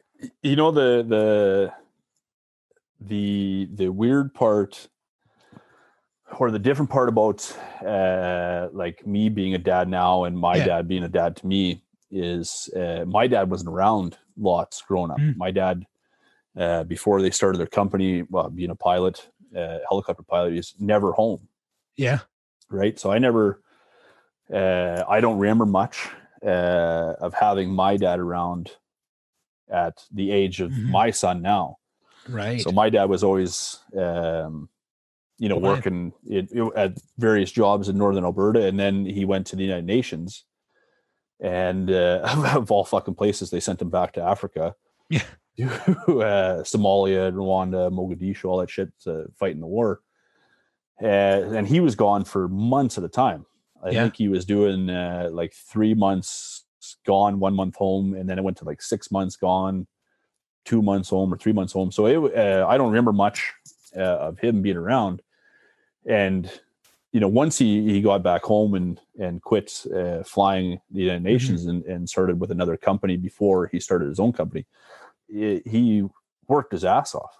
I don't ever remember my dad really, I mean, a couple odd things, but I don't really ever remember my dad driving me to hockey, right? Like hockey practices or hockey games. Right. My brother and I motocrossed quite a bit growing up. My mom drove us everywhere, all over Western Canada. My dad was always working. So I don't remember much of those years. He's a workaholic. So I think now with me being a dad, I want to spend as much time with him as I can. Yeah. You know what I mean? Like it's, we have a blast. He's a fucking little adult sometimes, but like I should probably spend more time at the shop on the weekends or at night or whatever, like my dad does. But, teaching the little guy how to ride a bike kind of thing is a little bit more important to me than fucking cleaning a helicopter so those kind of things. So it is actually really different Right. Not a little bit different. It's really different from when I was growing up. And I think the part that, bugs my dad, my dad and I, we battle all the time. I think, lots of parents, and they're working with their parents, their kids do. Yeah. I think, when I was 16, 17, 18, 19, 20, it was just as important to me to go out and have a good time with my buddies and be social and, get into trouble or, whatever teenagers do or young adults. That was just as important to me than going to work and working my ass off with my dad on Saturday morning. Yeah. You know what I mean? Like, and that bugged him. Yeah.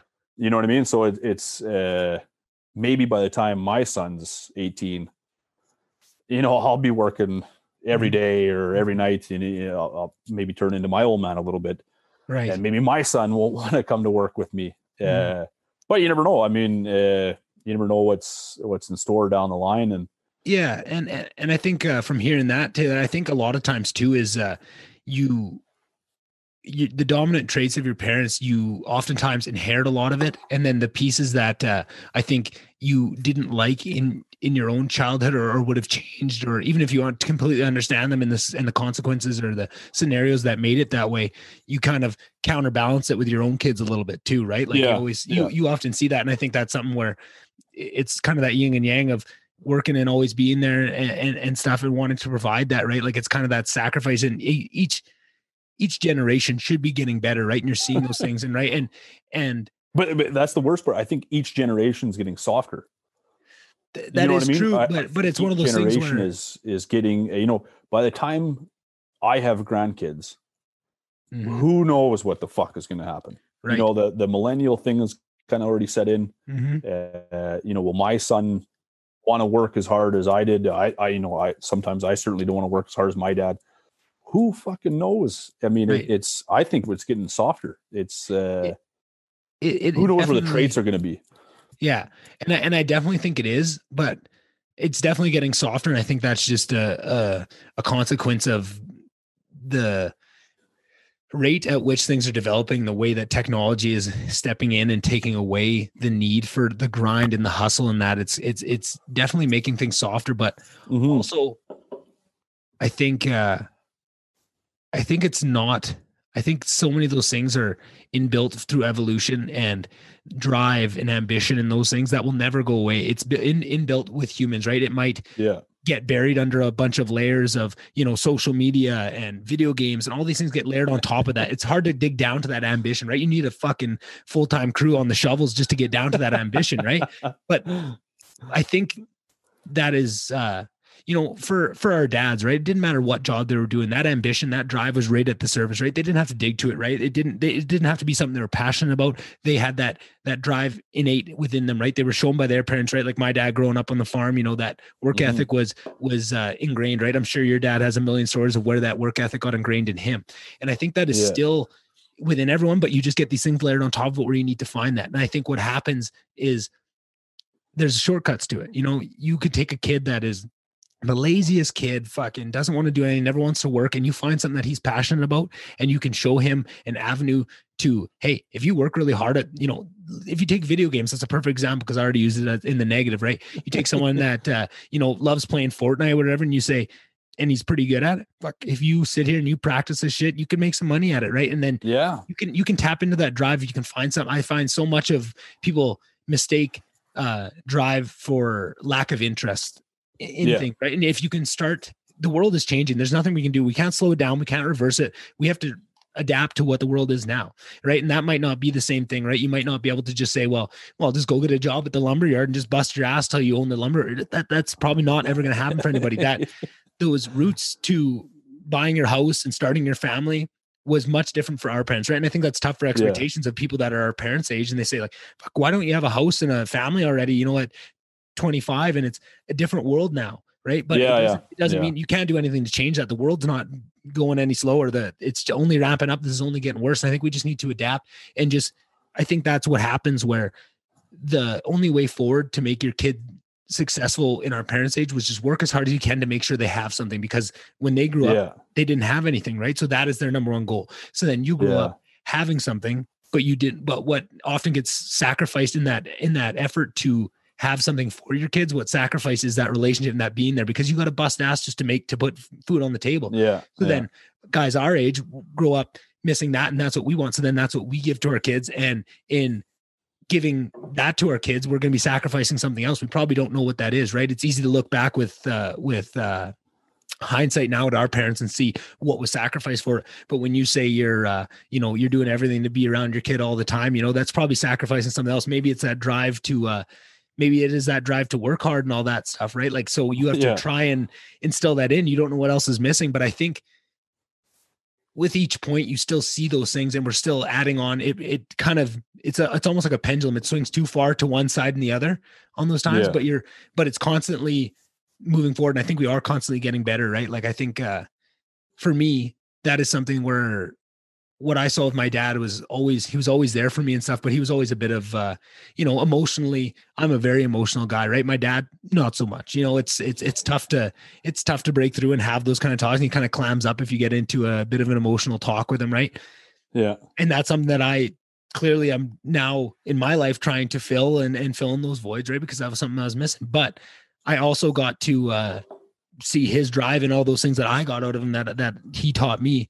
And now I can move forward. And with my kids, I have both sides of it too. I realize I need to give them more of that emotional side that maybe I lacked a bit, but also I don't want to miss out on that stuff of what I saw out of it, because I think people can kind of, and I think a lot of that relies on the relationship you have, because I think if you go through it if you don't have enough of that love, you'll go through where you have a dislike for your parent. And now even the positive things like they did, you look bad on that. Like, since I had a positive relationship, I can look happily upon the busting ass not being there. He was in the patch in Nipissing till 6 at night. I'd only see him an hour a day. Who knows when?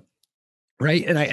But because we have a good relationship, I get to see the positive in that. Right. And then I can also see the positive in the other things they did. But if you have a bad relationship, even those things that they did bust ass for you, because you have that, you haven't forgiven them, that kind of it spoils everything, right? And you see everything they did as bad, and they didn't do anything right. Like, you see those I'm sure a lot of these people that just genuinely hate their parents, and they probably messed up and did a few things that they shouldn't have, but there probably is a few grains of positivity in there, and there is some real love that they had, but you can't see it because you're lost you can't see the forest for the trees, right? Like, I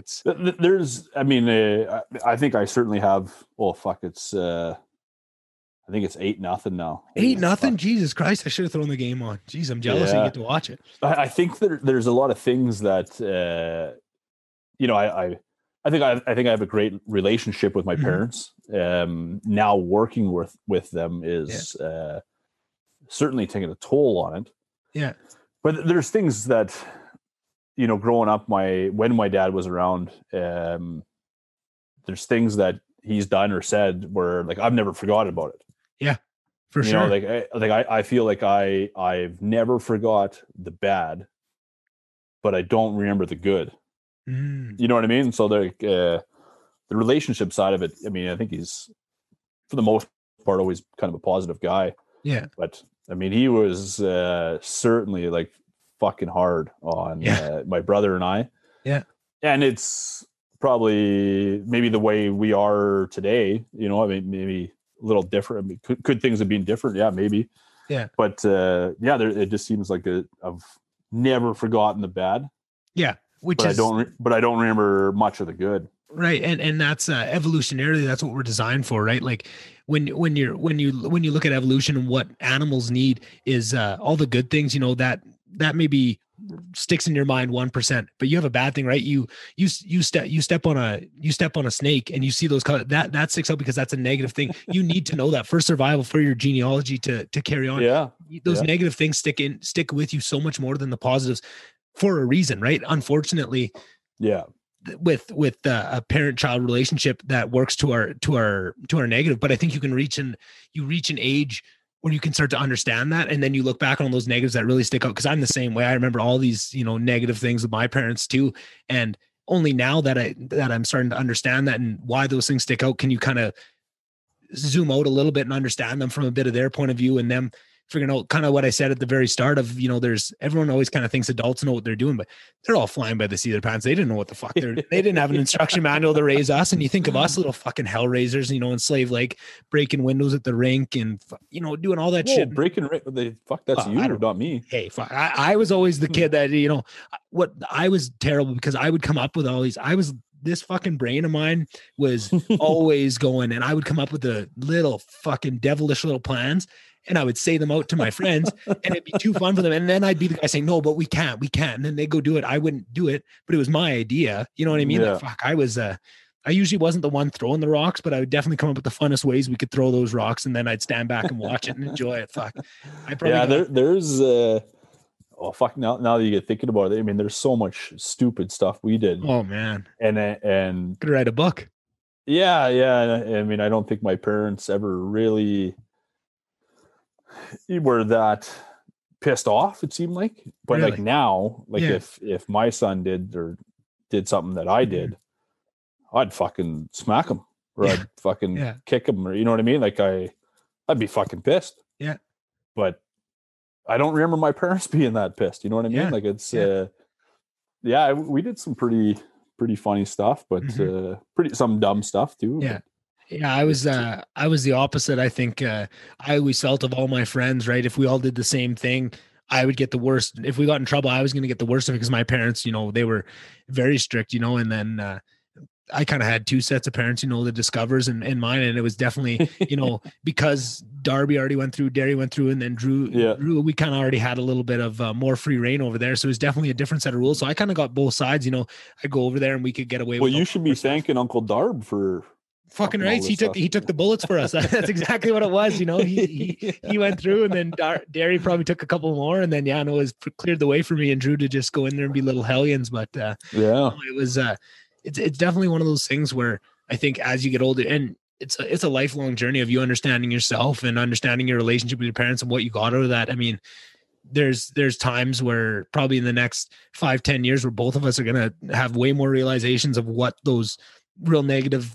things that stick out to you more not consequences, but more circumstances that are around them and more understanding that comes. And, maybe you're in a real tight situation with money and you're just trying to put food on the table, and then you do something and it seems like they're being real hard on you, but they're just frustrated of fuck, I'm just trying to do this for you. Right. Like it's interesting to come at it with a whole different level of understanding. And I found that happens with me a lot, like, fuck, why was I always so strict? Like always having an 11 o'clock curfew, even when I was like 16 and all this shit. And like, all my other friends are doing this stuff. And it was so negative then, but then you look now and it's like, oh man, like, can you imagine the shit I would have got into if I wouldn't have had that? And it's kind of funny you bring up the curfew thing. I don't know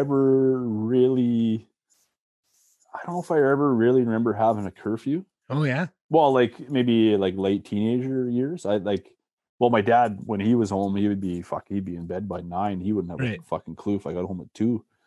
And my mom was always like, well, if you're having beers or like, I'll come pick you up. Like, don't drive. Or, like, so what we could do, like that kind of stuff. But fuck, we got away with tons of stuff. Yeah, yeah. Because it was easy. My mom was, you don't have to tell me what you were doing. Just don't drink and drive. Right. Like, well, fuck, no problem. I'm going out with the guys. Yeah. Had 16, 17, 18, whatever it was, and fuck, I got to ride home, kind of thing. Like it was kind of easy, but. I don't think my old man would have appreciated a lot of that stuff. No shit, right? But that's the thing. I think if you grow up with it being really strict, you're going to look back at it and think like, oh man, I wish it would have been, a little less strict. But I think, like you say, I think a lot of people I've talked to that have no rule. Man, I wish it would have been a little bit more strict. I think there's always going to be another side to it, and it's never going to be perfect because that's just kind of how life is, right? Like even if your life is perfect, you're going to invent something in your own head to give you some obstacles because that's how we grow. You need a little bit of pushback, a little bit of friction for heat to generate, right? For you to move forward, you need a little bit of that. And I think if it's not there, we'll invent it wherever it needs to be invented, right? It's just like you say, it's that world getting easier. Back 100 years ago, you didn't have to look hard to find, hardship. It was all around you. It was people dying in the streets and that kind of shit. And it made it made hard people, right? They say hard people make good times, good times make soft people, right? Like that's what happens. Yeah. And it's unfortunate, but you just have to be mindful of that and do everything you can to smooth that curve out. So it's not so up here and down here and up here and down here. You just gotta, if you think it's too easy, you got to add some hard. If you think it's too hard, you got to be there to support and make it easy for them. Right. That's kind of the, I can't imagine what life was like. When I was 17 or 16, my dad dropped out of school when he was 16 in Africa. Well, he was born in Rhodesia, which is now Zimbabwe. And he dropped out of school at 16 and joined the military, because back then you had to join the military. Right.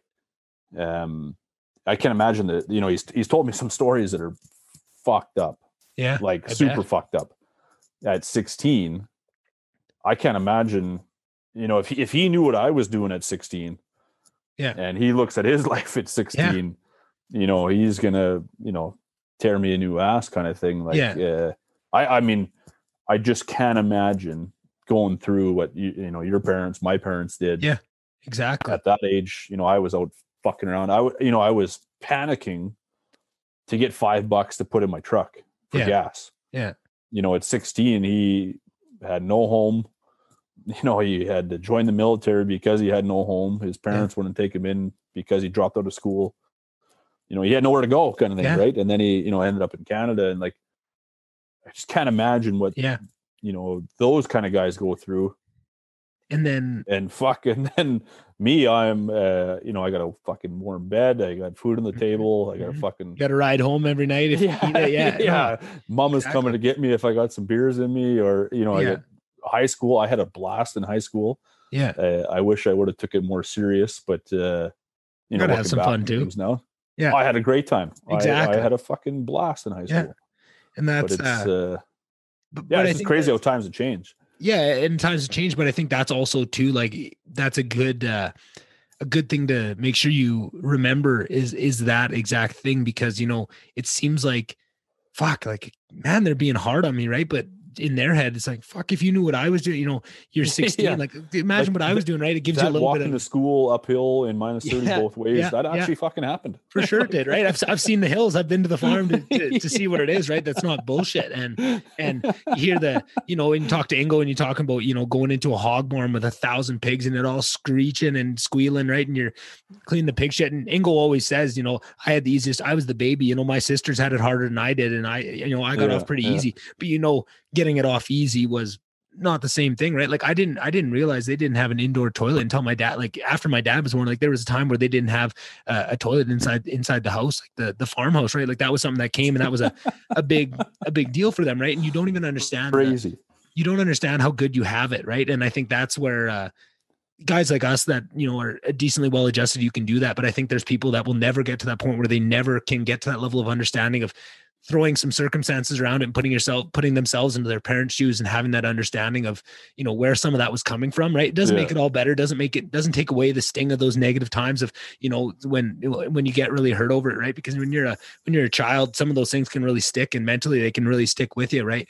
And I think that's your job as you grow up, is to kind of take a little bit of the sting out of them by doing your own work and giving a little bit of understanding and compassion to them of the situations they were in. But some people just can't do it, and they just fester and they make it worse, and they ramp those stories up, and they, I'm fine. Oh, my life's shitty because my parents were shitty, and they blame everything on them. They take no accountability, and they just ramp that cycle up, and they spin downwards. And then they're fucking sitting in a gutter at 40 years old. They hate their life because they never did anything about it. Right. And you can cycle it both ways. Crazy. I just it, like, again, it's crazy how far things have come. Yeah. You were just saying that, they didn't have a running toilet or like a proper toilet in the farmhouse. Well, we got one in the basement, one on the main floor, and 2 upstairs by the bedrooms. Yeah. Well, the one in the basement like leaks a little bit or runs a little bit, so I don't shit in it. Yeah. Like I go upstairs and shit in that one. Yeah, like, that's tough too, right? Like, yes. Fuck, I got 3 other toilets I got to pick from to take a shit in. Yeah, no shit, hey. And that's I'm same here. My toilet in my basement. So when I'm running on the treadmill and I got to piss, I got to run upstairs. I obviously never use the sink in the basement. That would never happen. I would never do that, of course. But you get pissed off having to run upstairs to piss when you're on the treadmill, and you think like, fuck, like you got a treadmill in your basement? Oh, as soon as before even the lockdowns came, before March, I was on Twitter seeing China hosing shit down with fucking the fog and stuff. And I go, oh, shit's coming. This is coming. I went and bought a treadmill and a couple weights and stuff before they all cleared out and put it in the basement because I knew that those gyms were going to be closed soon. Check this one out. So when it happened, we got this fucking thing. Oh, the Bowflex, baby. Never fucking used it.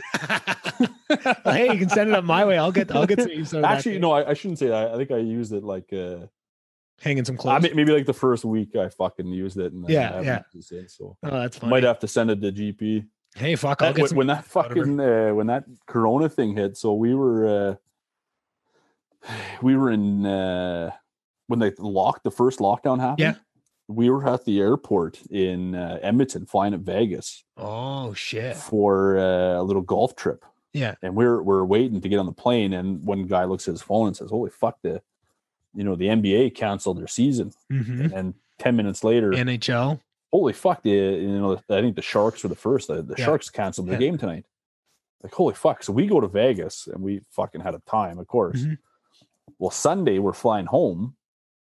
Late Sunday night we're flying home, and Sunday morning, all these travel restrictions, all this fucking crazy shit happened. Yeah.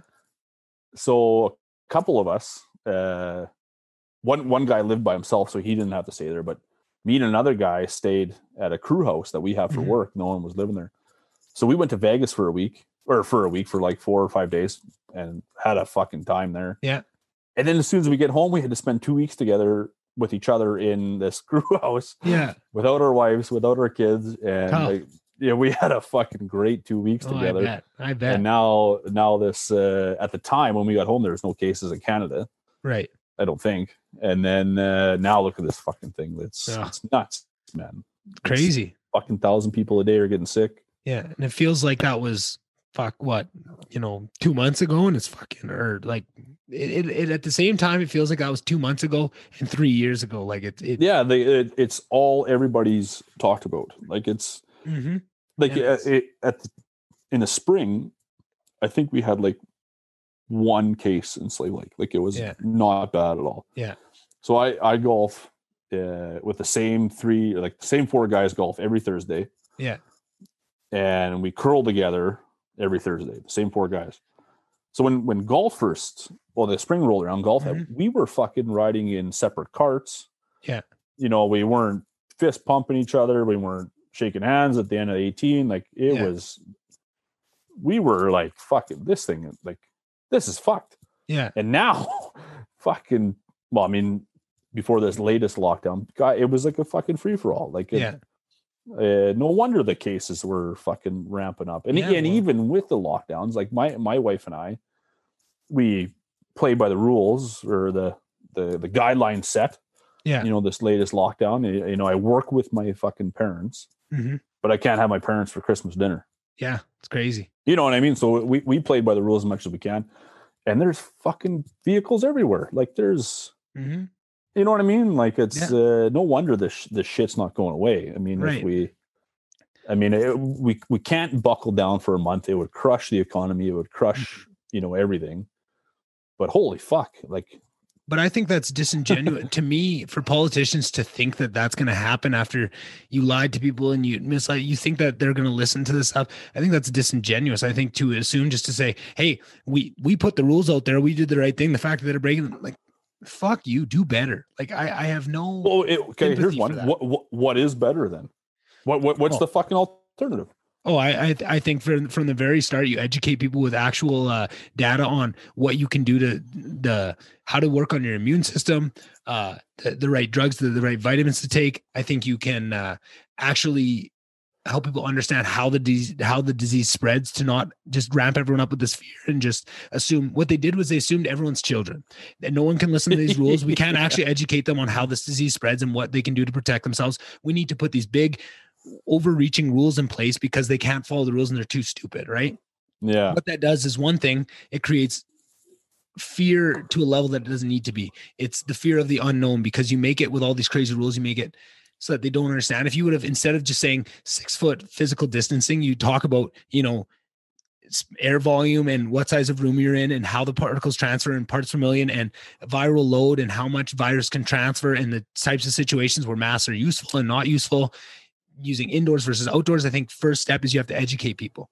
Now, that's one thing. And I think that helps people now listen, because then now what they did was the opposite, is they just put these rules in place. They flip-flopped on them. They said masks are good, masks are bad, just for what was good for them, right? Because they knew they didn't have enough masks for the healthcare workers. I think you could have done, I think you have to, like I said, I don't know if I said this on the podcast or not, but I think you'd have to prioritize things for kids. I think you need to show your work on what you're shutting down and what you're not shutting down. I think you need to, if there's a safe way to do it, if you can prove that there's a safe way for you to stay open, you have to. I think I think you need to look at recreation and cut out as much as you can and leave as much of the economy going in the low risk operators. Okay, so that's one. The economy, Kenny came out and said, well, there's very little evidence that it's being transmitted from hair salons. Right. Yeah. Well, why the fuck did you shut them down then? Exactly. You know what I mean? But I can tell you exactly why they shut them down, because it makes complete sense. And it's not, it's unfortunately, it's not unreasonable. If you're a politician and you're going to be judged on this, they're going to be judged on one thing.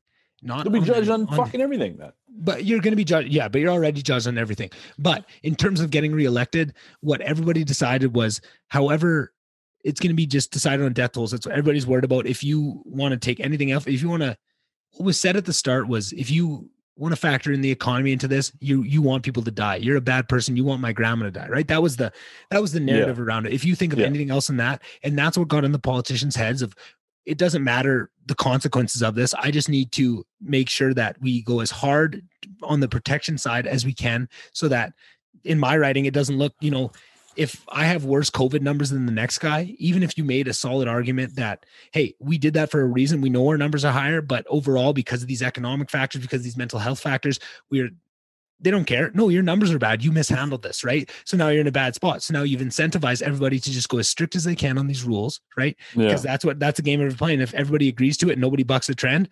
Because if somebody did, now that would open up. It's nobody wants to be the first against the wall. Nobody wants to say, hey, I think this is wrong. I think we need to be more reasonable at this, right? If nobody's saying it, everybody just follows the same status quo and everybody does it. It's very unfortunate, but it's very blatant what's happening, right? And you see that where you see it in the States where it's different.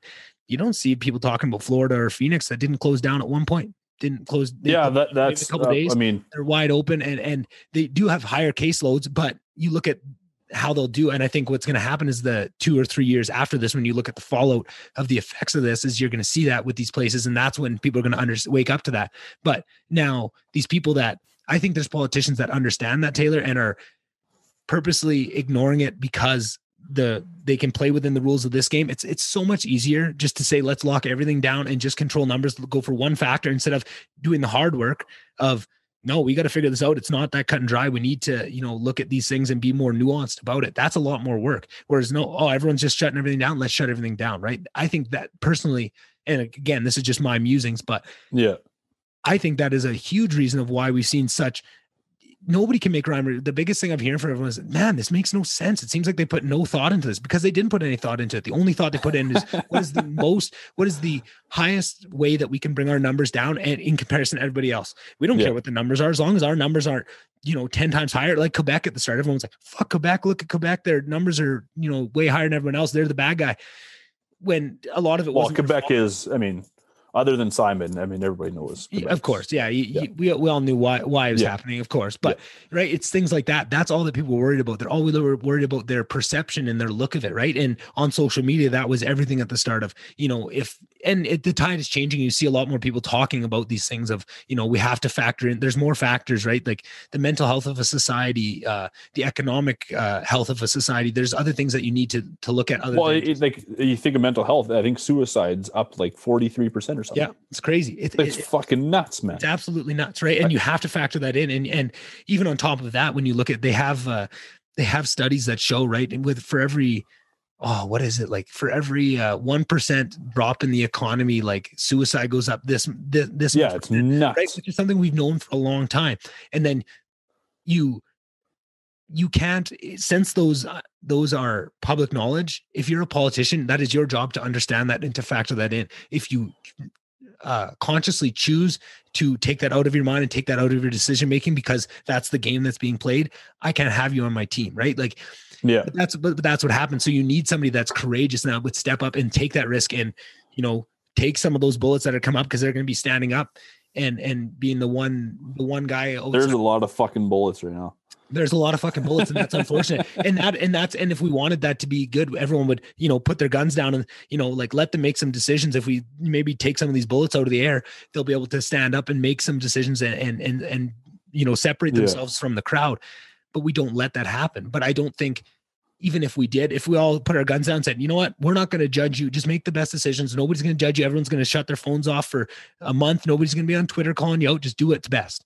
I still don't think, because of the system, like going back to the broken system, the people that are in place, they don't care about people. They don't care about what's best for them. They care about their job and keeping their job and getting reelected and these types of things. Right. And people that gave them the money to be elected, right, that gave them the money to riot, to campaign on, making sure those business interests are. At the start of this pandemic, you could see the way the government jumped into action to protect the biggest of the businesses, right? And the little guy got snubbed. You can see where their priorities lie. There's no politicians these days that have the people's interests at heart. Once you get past, like I said, once you get past the mayor level and that, like, each level of abstraction upwards, you have less care about the people and more care about these special interests, right? And that's what you see. That is fine when times are good, right? When times are good, it doesn't matter if they don't have the people's interests at heart, because they're not making any real big decisions, right? And they can kind of, you know, skim off here and skim off there and give their friends jobs, and it's not a real big deal. Now, two things happen, you know, like, kind of, there's either natural disaster, pandemic, or war. Those are the three things you need a leader, but you can't let your political system get broken to the point where you don't have actual leaders. What we have now is a system that doesn't elect leaders. We elect leaders, right? Like, in massive air quotes, but they're there for different reasons, and they're not there to be courageous and to look for our interests, right? And what happens when war breaks out, when a natural disaster hits or a pandemic hits, you're left floundering, right? And they're left to, well, and that's what's going on right now. That's what's going on right now. I mean, imagine if there was a fucking war that broke out right now.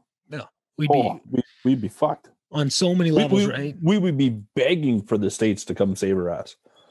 Like, it's we're fucked, man. You can't have. And the states is too busy fighting with themselves. Like, they're not ready to go fight any wars right now. They're trying to fight, you know, within each other, right? And that's very unfortunately, you see the biggest reason for that is social media, and you see how easy it is. There's nothing stopping foreign entities from getting on and making, you know, there's very well documented accounts of both Russia, China, all these foreign actors having huge government buildings filled with people that are, all their job is to do is to make Twitter accounts and start some shit and get people fighting and all that, and just provide instability. And you know that, and it's been documented. There's been some amazing people, and yet we still put so much stock into it, right? Like, the fact that public policy decisions throughout this pandemic have been highly based on what people on Twitter are saying is so asinine to me, when you can see that there's people that can affect this. You have to turn that off, right? We've, as a society, you're going to rely on Twitter before you're going to rely on.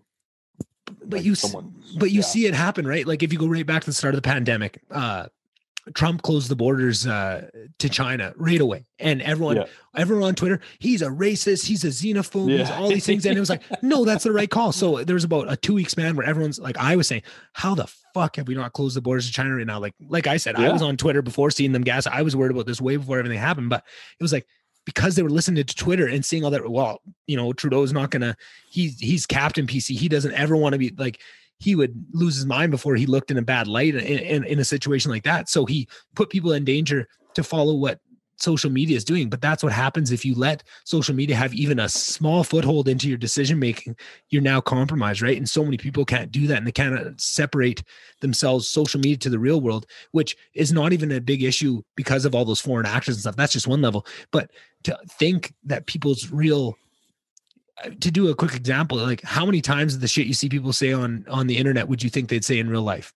5% of the time, 1% of the time, right? Like, everyone's way braver behind a keyboard. So it's not reality. But people have such a hard time understanding that social media is not reality, that they they base it like it is real, and they'll make decision-making policies, right? Like you see that happen, and it's just a scary prospect. But whereas if you had a real leader that didn't care about that shit, that just wanted public interest, they wouldn't be swayed by that shit. They would actually want to just, what's the information before me? What's the science? I wonder what would happen if like an official or MLA, politician, premier, prime minister didn't post on social media.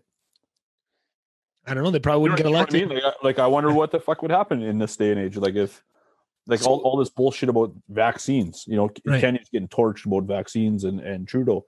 Mm-hmm. Well, I wonder what the fuck would happen if they just didn't fucking post about it. Yeah. Well, I think that's the thing. So now that is a logical conclusion to get to, but then the rebuttal to that is, well, now I'll never get reelected if I don't post. Now all my competition is posting, totally. And it's about mind space. But what I think is a solution is social media makes it so it's restricting what type of content you can put out. What I think is going to be the future, and I think this is going to come, and I think people are going to see it.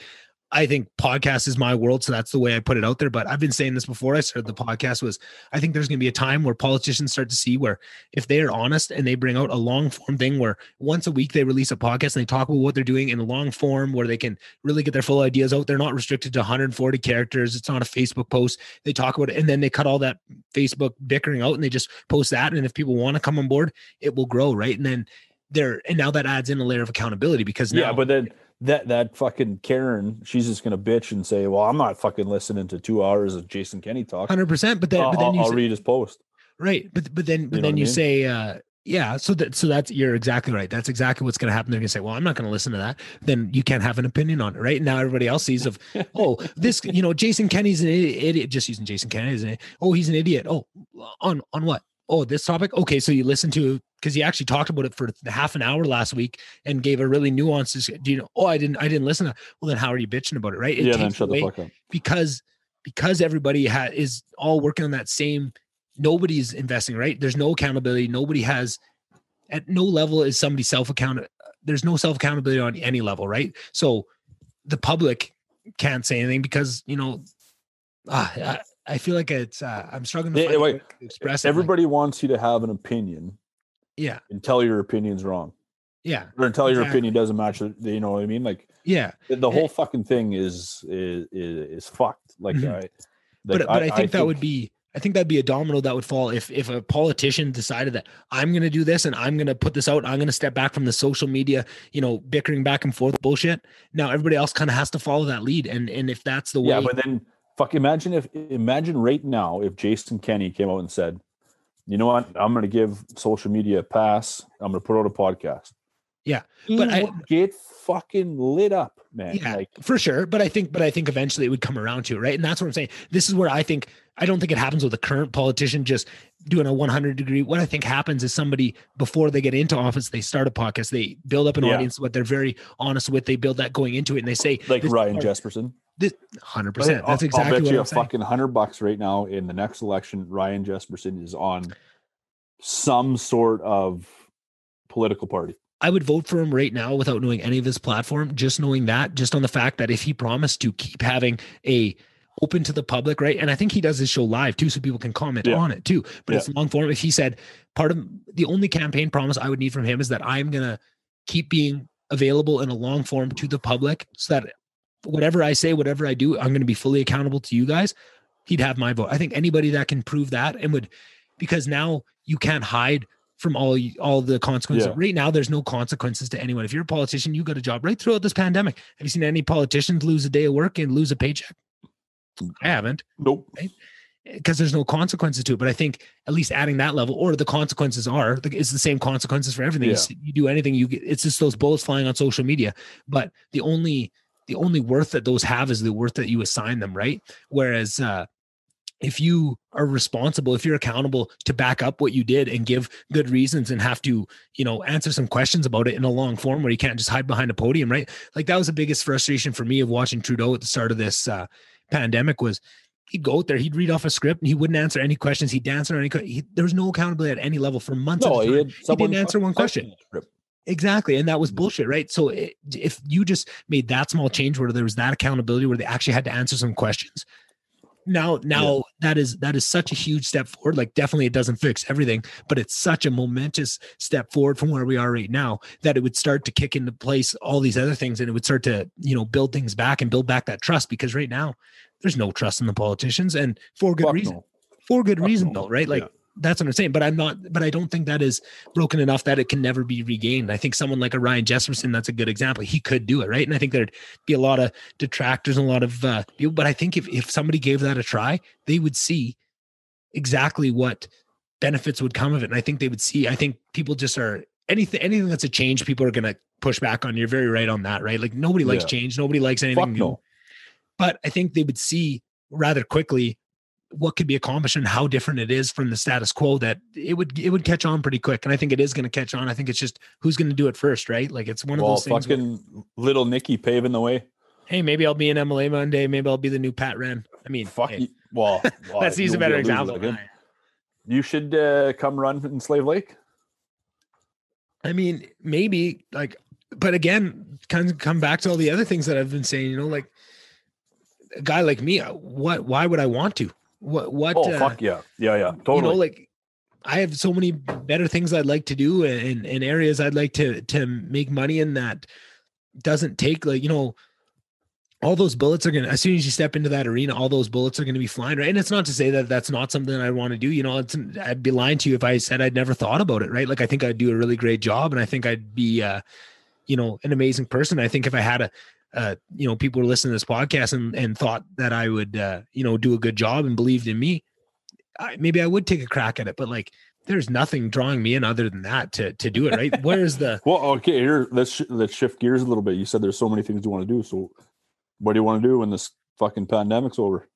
Oh, I mean, this podcast is probably the biggest thing. I've talked about it a lot on this. I want to start streaming video games too. I want to expand into I have some ideas for other podcasts that I want to do and maybe get multiple. I want to start a studio where I help people. I want to help people start their own podcasts and kind of, get all the expertise of how this all works, get it set up. So the mics are there, the studio's there. If Taylor Kelham wants to start a podcast, he just shows up, records for half an hour, and then we take it, we edit it, we do all the work and put it out for you, right? That might come with a small charge, right? For you to have to not slog through all the shit that I do of trying to figure this out on my own. But, like, that's I was just going to say, I want to go play around a golf in Vegas or something, or, hey, well, fuck, I mean, go on vacation with my wife and son.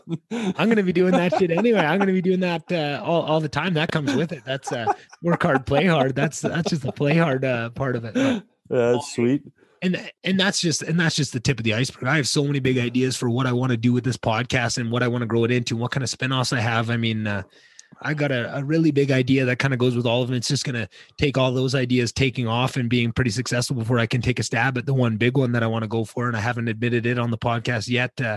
Just text me. Decide, text me. Oh, I'll tell you right after, as soon as we hit end on record. Because I've told lots of people like that I think would understand the idea, and everyone says, like, holy shit, like, yeah, let's, like, that is great. Like, once you do it, I'm in, right? And it's the same response I get from everybody. And it's like, yeah, no, like, I have full, to me, it's not if, it's when. It's, it's podcasts usually take 5 to 10 years to really, take off. And I say podcast, but a YouTube channel, a podcast, anything that's long form and personal, it takes a certain number of years to grow and to be at that point. But then once you have that, if people believe in you and believe in your vision, you can kind of take it whichever way you want and they'll follow you there, right? If they believe in it and you are willing to put the work in, you stay accountable to your people in some way or another, you can make it happen. And that's the way I see it. I have so many fucking crazy dreams. If I think I got to be careful on what I tell people on the podcast, because people are going to think I'm a wackadoodle fucking with all these. I already think you are.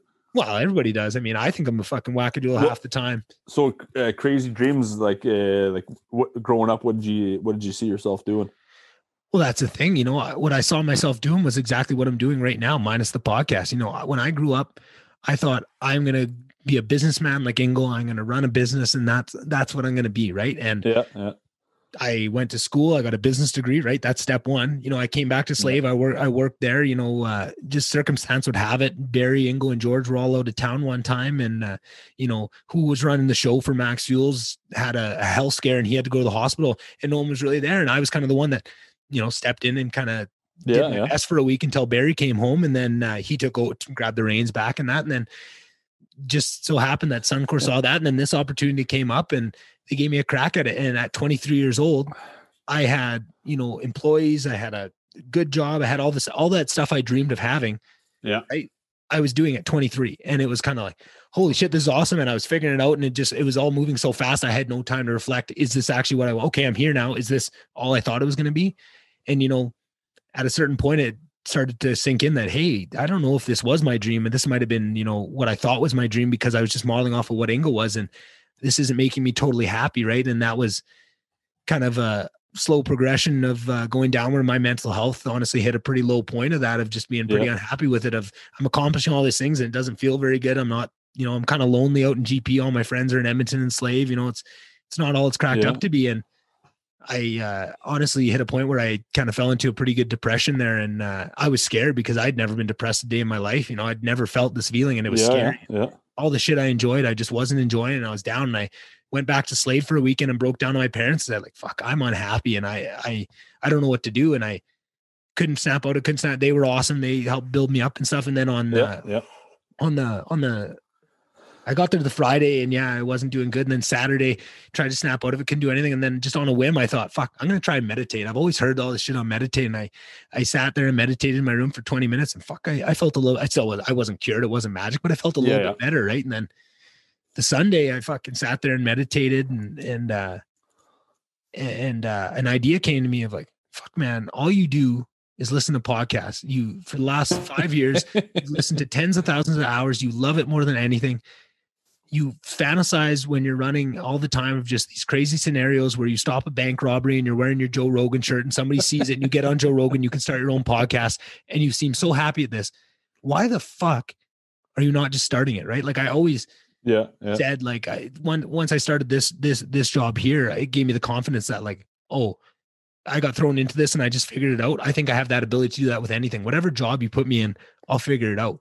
And but I'd never applied that to something like this, like the podcast. Like if you really throw yourself at this, you'll figure it out. Right. And then I had that understanding of, and then from that time when I realized, oh, like I've been lying to myself, this is my dream. This is what I really want to start. I think within a week I had all the equipment ordered. Within 2 weeks, I was starting to line up interviews.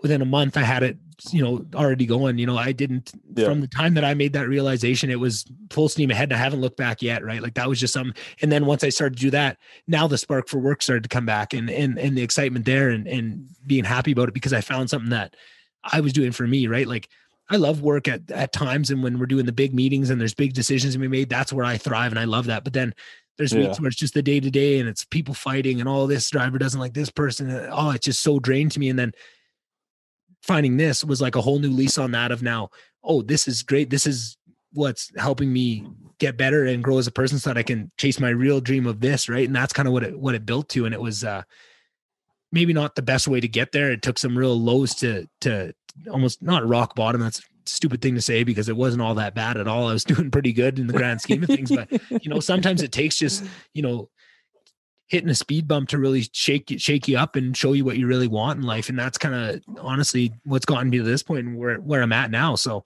I can be happier, and I feel like I'm probably going to do this for a long time. Right. And I don't, for all the work that it is to do it. And it's tough to schedule people. Well, fuck, you ditched your girlfriend tonight for me. Hey, well, she's and that's another thing too. She's fucking been so supportive the whole time of me chasing this. And did she get a class 1 or what? Well, fuck, she's about to get one. Fuck, she's got a master's degree and hasn't been able to put it to work yet, but she just graduated, so she'll figure it out. But no, she's been helping me figure this out, and just a lot of it is just listening to my bitching and complaining about what's working and not working, and always giving me the little boost I need to make sure I keep going and don't give up on it. And right. And that's something where I think that's what partners are for. I mean, exactly. That's exactly what it is. I fucking bitch to my wife fucking way more than she wants me to fucking bitch to her about it. And it's also like being able to not only take the bitching too, but I've said this a bunch of times on the podcast. I'm this crazy mix of my ego I think I can do anything. I think I'm the smartest person in the world, the cleverest, all these things. But then also I have this huge self-doubt of I don't know anything, right? And that's what she's there for. She'll listen to me talk about these big dreams. I mean, the person that's been the sounding board for all these crazy things I want to do. I was telling her this years ago, like these are the things I'm going to do and I'm going to get, and all the time. I believe you. I think you're going to do it. And it gives me that time. And then when you get onto the other side where fuck, what am I doing? I'm an idiot. No, you're great at this. You know, you're good at this. Like stick with it. Like this is just the right. And that's what it is. And that's important. And if I didn't have that, I think this would be a lot harder. Right. And it's very important to have. And I think that's where, chasing a dream is really hard to do in under any circumstances. Right. I'm very thankful that I have almost everything lined up perfectly. It's weird kind of how everything works out and seems to work out in my life. If I really put towards something, things just kind of fall into place for me, and I'm very lucky. But I can't imagine trying to chase this dream without someone supportive like that, without parents like I have that the best for me. Like, fuck, I'm just so lucky in so many ways that it would almost be a disservice to myself not to chase this dream and not to give it, go whole hog at it, because fuck, if not, like, what did you waste all that fucking resource and all these great people around you for? Why would you waste that? Right. Like, I feel totally. me pursuing this is like doing all those people right, like all those people, and not just my parents, like all the people we grew up with enslaved, all those people around the arena that kept you on the straight and narrow, and your dad and guys like that. I want to do them proud. I want to show them what they all created in me and really bring it out how I want and show that to people, and make it something of myself on my own, right? And it's probably another thing is not you hear all your life, everyone, you're just gonna, Ingo's gonna hand max rules to you one day, you'll never have to work in that and all that. That was always kind of hanging on you too, and nobody helped me out with this. Like, this was nobody's idea but me. This is in my brain. I put it out. I had no help. I'm doing this for myself. And that is another big piece of it too, is just kind of striking out of my own. That's the sweet part. Yeah. It's something I'm passionate about, right? Like that's something that this is something I want to do forever. And there's nothing holding me back. The only way that I would ever fail at this is if I quit, right? Which is both a scary thing because it's 100% self-accountable. There's nothing that can step in my way but myself. But it's also very invigorating because there's nothing that can stop you. There's no barriers. You can take it as far as you want to take it, right? It's completely up to me, which is kind of fucking terrifying, but really exhilarating at the same time, right? Like, fuck, it's one of those things. It's But I haven't looked back, and sometimes it's annoying and there's a lot of shit that comes with it. But when we hop on something like this, I have so much fun doing this and sitting here, like all time seems to stop and I'm just fucking happy for 2 hours or 3 hours, however long I do it. I am off the fucking walls. And then for hours after you record, like, fuck, ask my girlfriend, like she gets to see me like a little kid running around, just a smile on my face, ear to ear. Like, fuck. Do you guys live together now? Yeah. So we did, when I heard that I was going to get this opportunity in Grand Prairie, I did a month-long trip to Europe. And she was on that trip as well. It was a Kentucky tour. I'm sure I want to get someone from Kentucky on here. So pretty much take you, a bunch of people, is probably 80% Australians, and I fucking love Australians. So it was right up my alley, maybe 3 or 4 Canadians, right? She happened to be there. She was from Winnipeg, her and a friend. And I was traveling by myself, and we went through 22 days on this European trip and through all of Europe and stuff. And then I hopped on another tour to go through the Greek islands, and she hopped on another tour to go through the Greek islands, but on a different one. It was more of a educational one. Mine was more of a party one, and met up a couple times too. How low did you get? Man, I could have probably a whole like 10-part podcast series just on the stories from that trip. And I have a couple of buddies from that trip that I'm lining up to come on here, but the debauchery that happened honestly, if anybody runs into my girlfriend and wants to see an embarrassing video of me, she has a video of me completely blackout drunk in, I think, Austria on a stripper pole in front of probably 100 people, just fucking giving her shit. And I don't remember a second of it, but I don't think anybody, happens, man.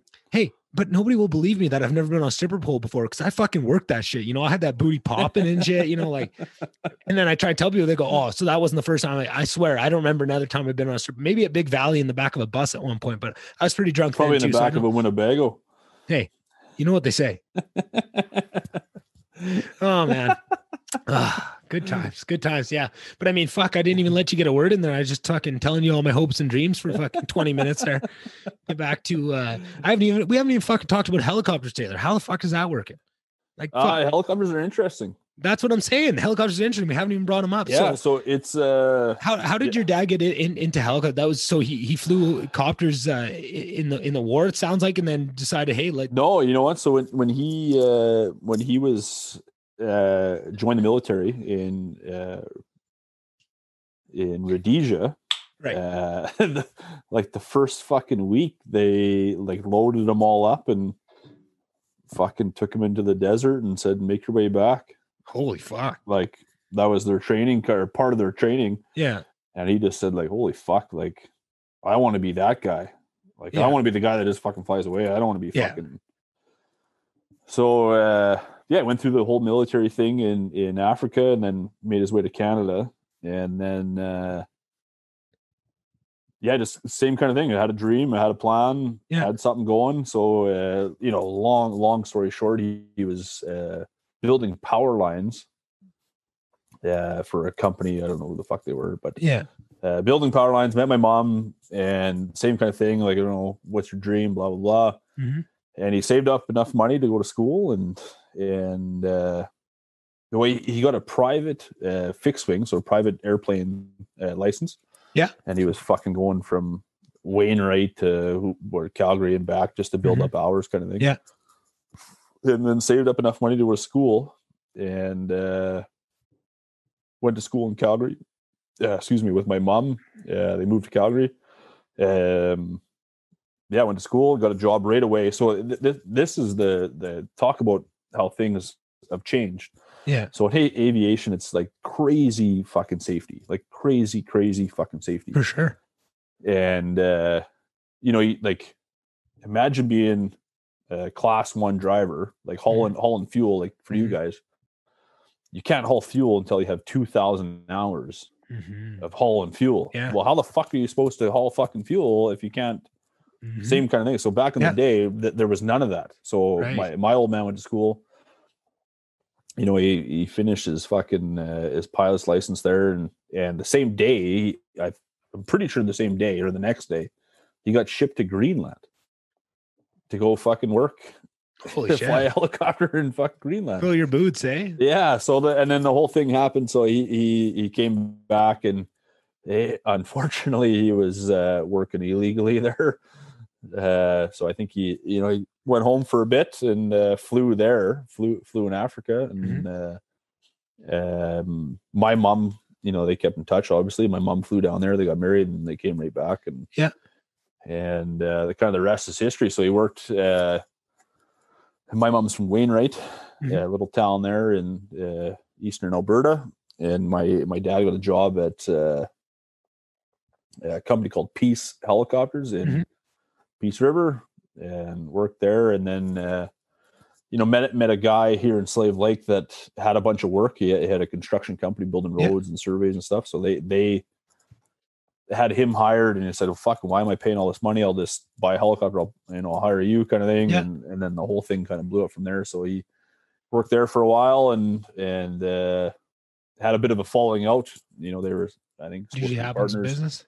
Yeah, they're kind of supposed to be partners there, and had a falling out. So he went, fucking worked for the United Nations, flying helicopters and getting fucking shot at and all the bullshit there in Africa.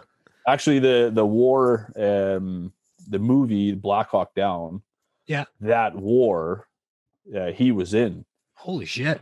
Yeah, he was flying a helicopter in that whole fucking thing there, that whole shit show. Yeah. Yeah, Americans kind of fucked up, I think. But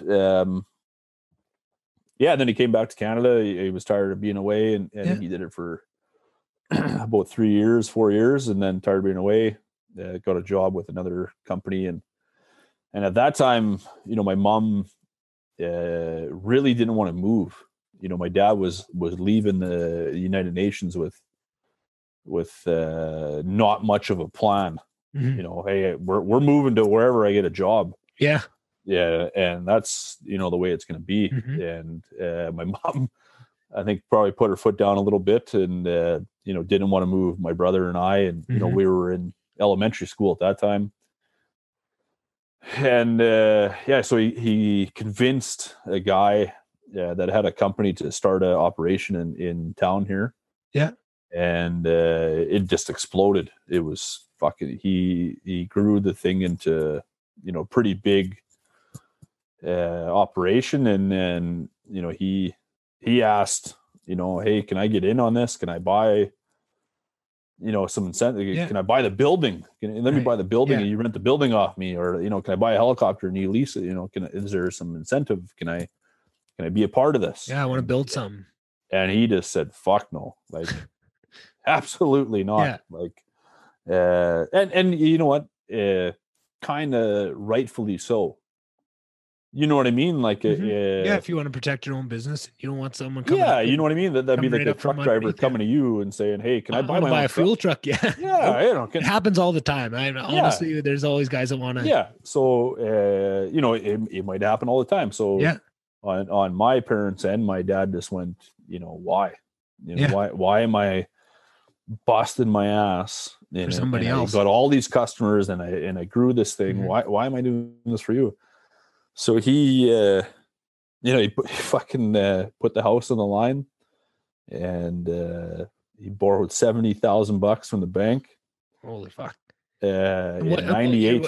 98. Oh, that's a lot. 98. Yeah, 98. He I think they almost. I mean, I could ask him. I think they almost had their mortgage paid off. Or it was a big deal because I think they signed their house over. They signed the house over to the bank. Yeah, and took some equity out and rented or leased this helicopter, and before you know it, they bought their first one and they bought their second one, and they got rid of the lease and they bought their third one, and it just kind of exploded. And I don't think they ever had any intentions of it becoming what it is today. Right. Like I remember I think my brother was done high school. I was, grade 11, grade 12, saying that they were going to be done. We might sell it, and your dad might fly as a hobby, with fill in here and there for another company, and we're going to get rid of the company, and and now it's it's just exploded. Yeah. So it came with a lot of sacrifices and a lot of shitty times, and of course, it's something to be. Works. It's something to be, as their son, and working there now. It's pretty cool. Like it's there's a lot of cool shit. We plant 12 million trees a year. Holy fuck, 12 million. Yeah, we look after ATCO's grid. Okay. We had 12,500 kilometers of power line that we essentially patrol or do maintenance on. Yeah. It's just kind of, that's super cool. Grew into this fucking kind of a massive. Well, I definitely have a bunch of questions to ask about the actual operation of what it is now and what you guys do with the helicopters. But I think you're another first. I'm gonna have to ask for a piss before the guest here because I'm about to lose it here. So let's have a quick piss and I'll ask you a couple last questions and we'll wrap it up. Okay.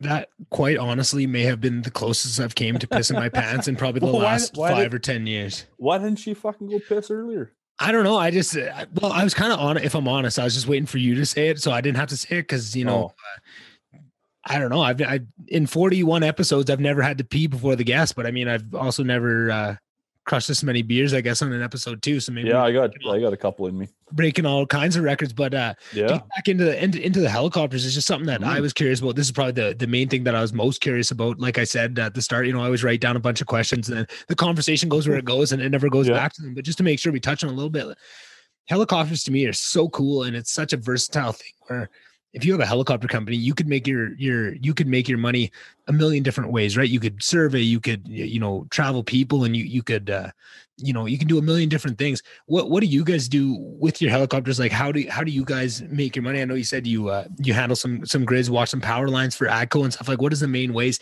And did that change over the years? Like, did it used to be much different? Like the actual things that you did with the helicopters, or has that been pretty steady?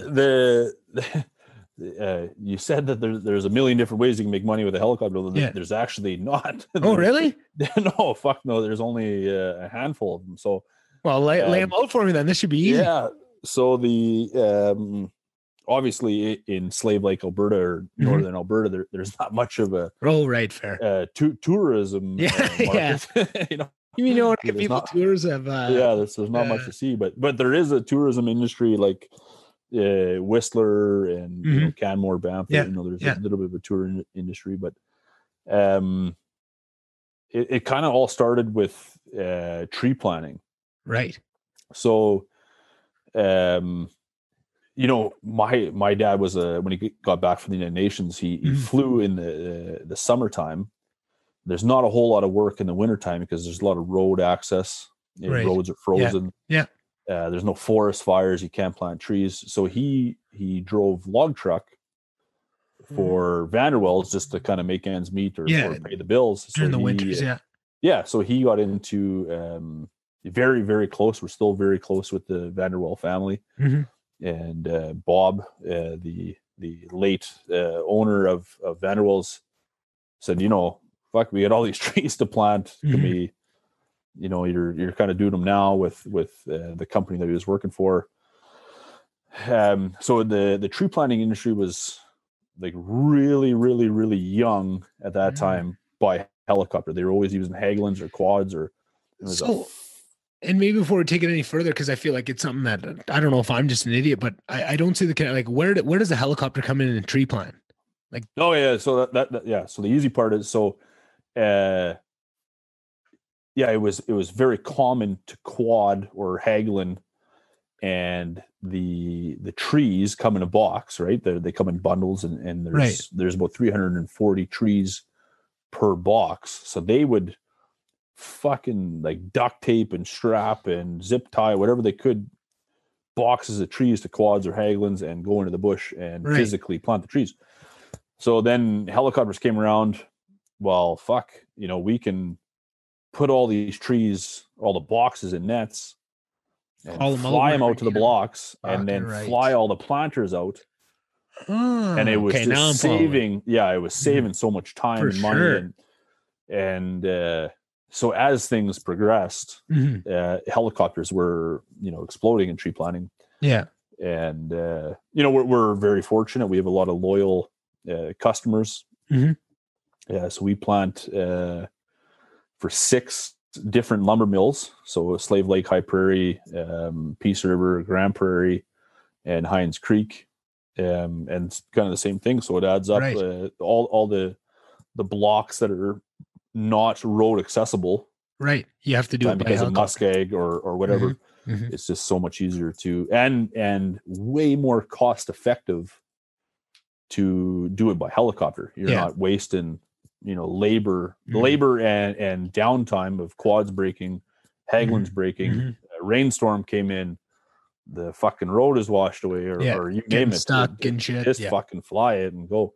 So it's really, really progressed over the years. Wow. This year we'll crack 150 million trees That is fucking wild.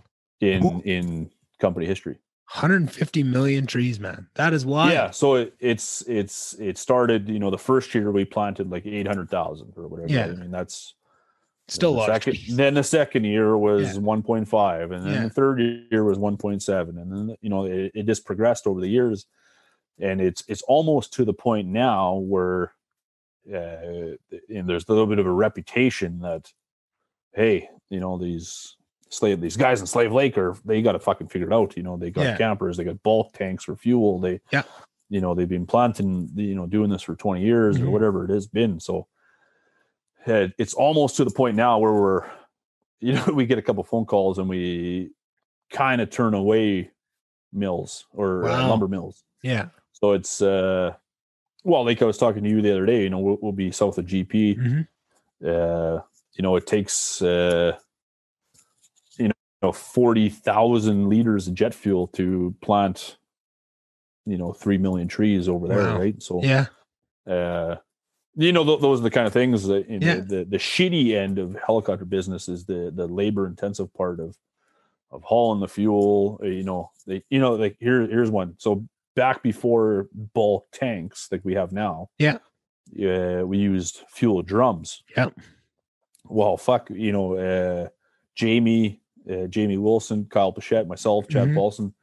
That's what we fucking did Like we fucking filled hundreds and hundreds of drums. That's what I did growing up. Maybe even thousands of drums a summer, and loaded them on trailers. And then my old man would fly all fucking day, or the pilots would fly all day.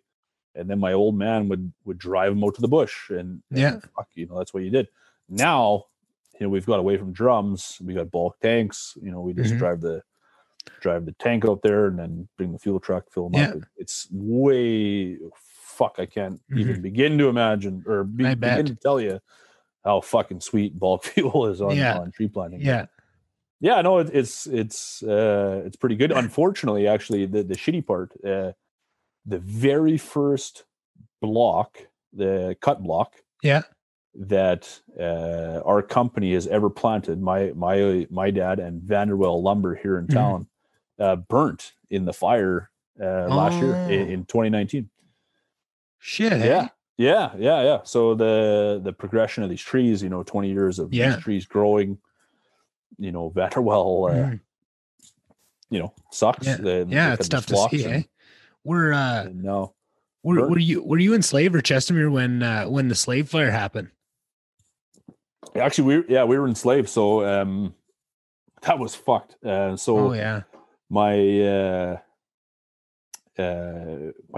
wife now, my girlfriend at the time, she was working, and it was on a Sunday, and there was a little fire. I mean, of course. My old man or the company is working the fire, and he phones and says, "Hey, it's getting kind of." This was on Saturday. Getting a little close to town. Yeah. Sunday morning, he goes, "Fuck, it's pretty close to town." Yeah. So I ended up telling my girlfriend, my wife now, like, "Fuck, we might have to start panicking here a little bit." Loading some shit up. Yeah. I think she actually passed out. Holy fuck. She left work. She came home, and I said, "Hey, my dad just phoned, and there's fires." And my parents lived on the edge of the highway at the time. They were right in the path. So my dad's flying around, and this fire's getting close. I think my wife fucking loses it. So I'm not really panicking yet. Yeah. And then he phones back and says, "Hey, can you go to the house and get he had a bit of a Gretzky. Passports and Well, he didn't even fucking care about that. He said, I have a bit of a he has a Gretzky collection. Yeah, no jerseys and shit, memorabilia. Pack it all up and phone your brother." And at the time, he had a couple old classic cars. Yeah. And take the cars to the airport or to the shop and pack up take it to the shop. I'm like, holy fuck, if he's saying that. Yeah, no shit. Yeah. So we rip everything to the office or the shop there, and then he lands for fuel, and he goes, "Well, do you want to come?" And I go, "Well, yeah. I mean, fuck, who wouldn't want to fucking go, right?" Yeah. So we did a couple laps, and literally every lap around town, you could see the fire getting closer and closer and closer. And before you know it, it had jumped the highway. Were you in the sky when it jumped the highway? Yeah. Holy fuck! So how was that? Yeah, it was pretty fucked up. I bet it was real fucked up. So it originated, or not originated. It started jumping the highway right by their house. Yeah. So the fucked up part was flying around in a circle over the town, and like, holy fuck, the house is still there, and then you do another lap and the house is still there. Yeah, but the fire was all around the house. Like it was, it was so it had jumped the highway, and it started there on 12th Street in the southeast, kind of worked its way north a little bit, got 13th Street, and then it worked straight west from there. Yeah, it was crazy. And then I mean, there's nothing you can do at that point. The water bombers weren't going, the helicopters weren't dropping water. The winds were so crazy that you couldn't go. You just couldn't do anything. Everything was kind of grounded. And then the down the road from our shop, it was a small excavating company, like a small backhoe company.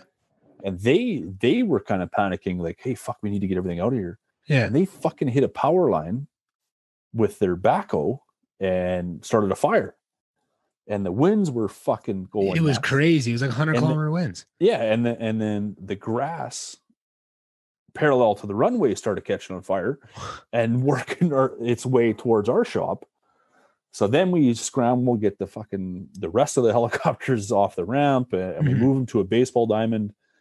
But the scary part was, we have 100,000 liters of jet fuel. Jet fuel, yeah. At pretty much all time. We're fully stocked at all times. Imagine if, not to mention down the road at our place, how much is there? Fuck. Yeah, you know what I mean. Yeah. So imagine if 100,000 liters of fucking jet fuel just goes up, erupted. So it was super like maybe not emotional, but like just like, how the fuck is this happening? Surreal, right? Like nobody really knew. It just like, this can't be fucking happening, right? Like so like half the town, or like 40% of the town, was gone. Yeah.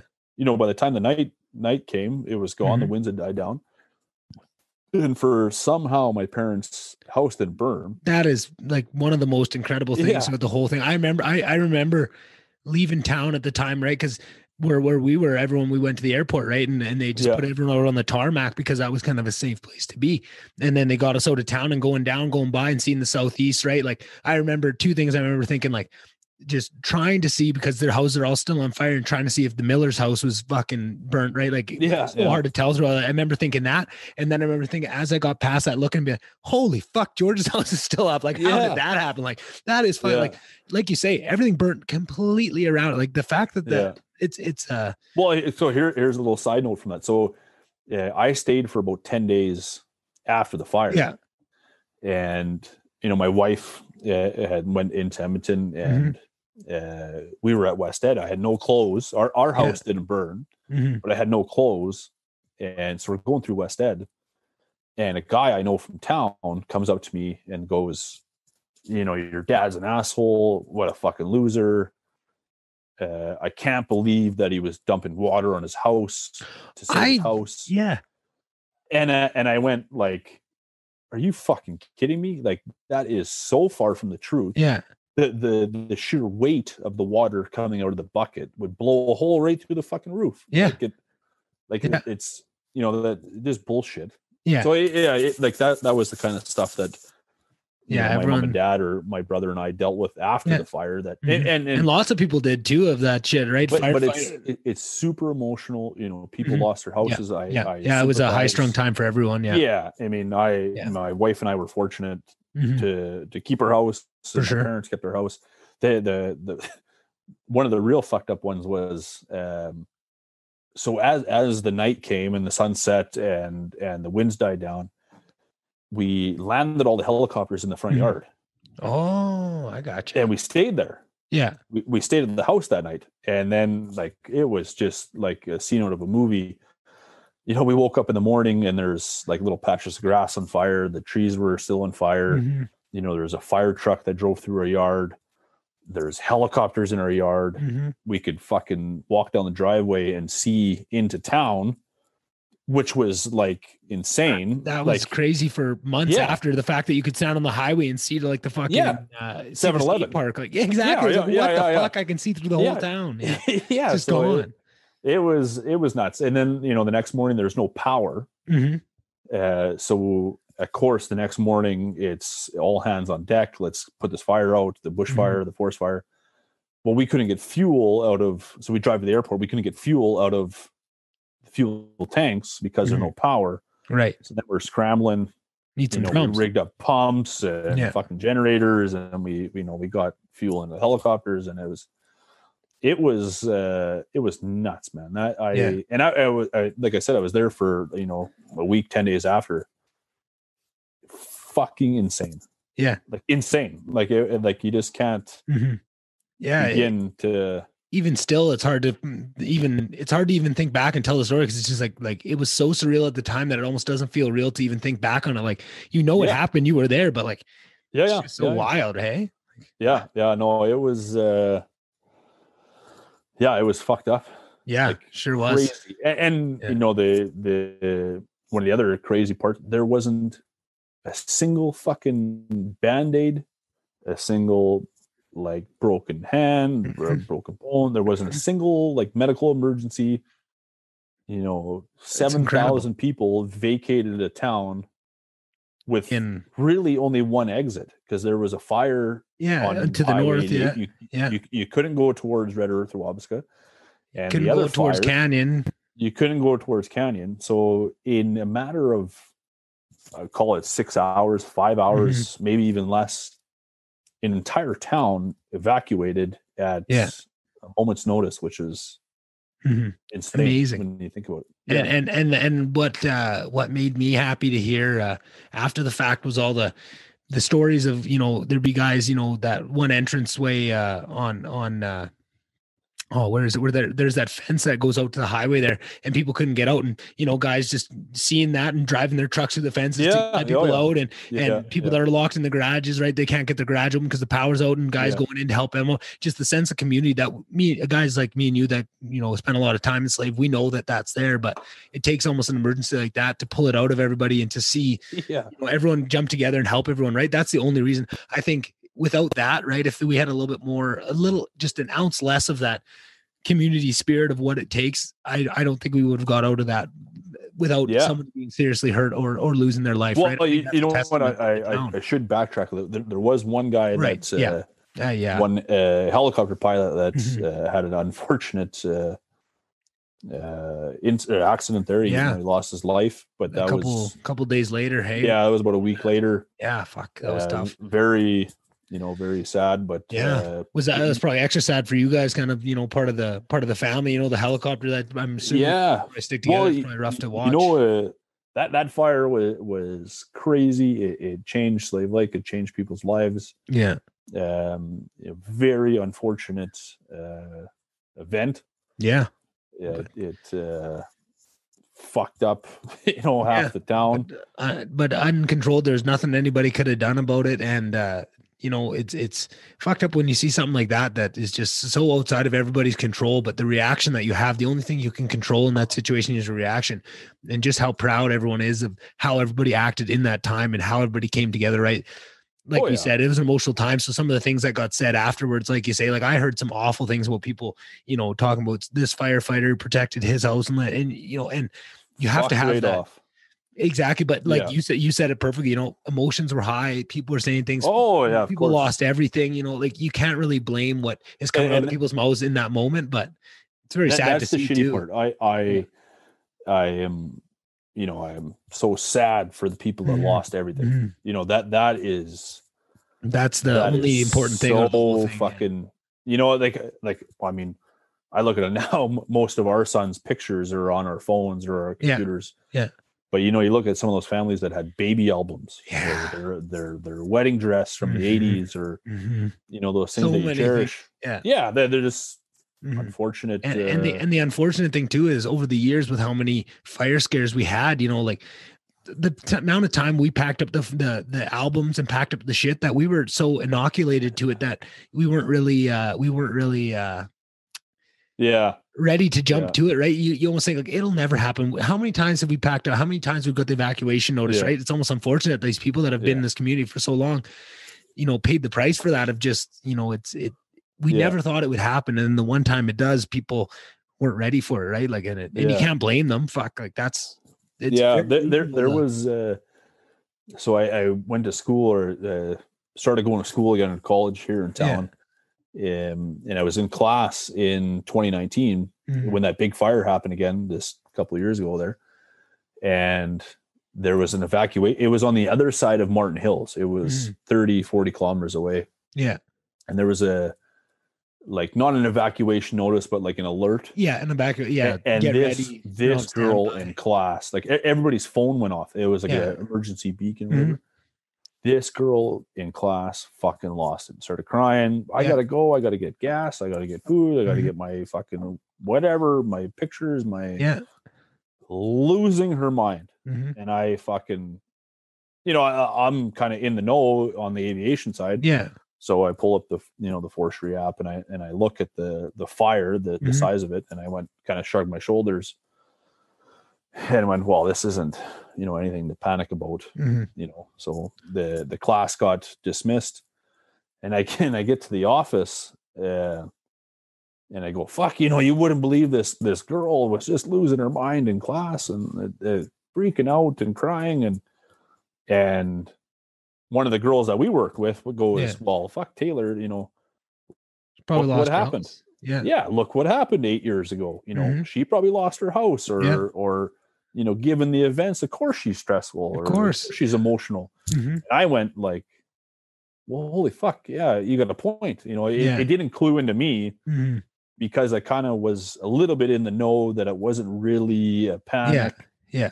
And but to the general public, of course, I mean, of course, if I lost my health, fuck, this is happening again. Like, and I know so many people that every time that smell of smoke, even if it was as soon as that smell of smoke, and I'm sure that you're the same way, right? Like anytime I smell a forest fire, all those memories kind of come back.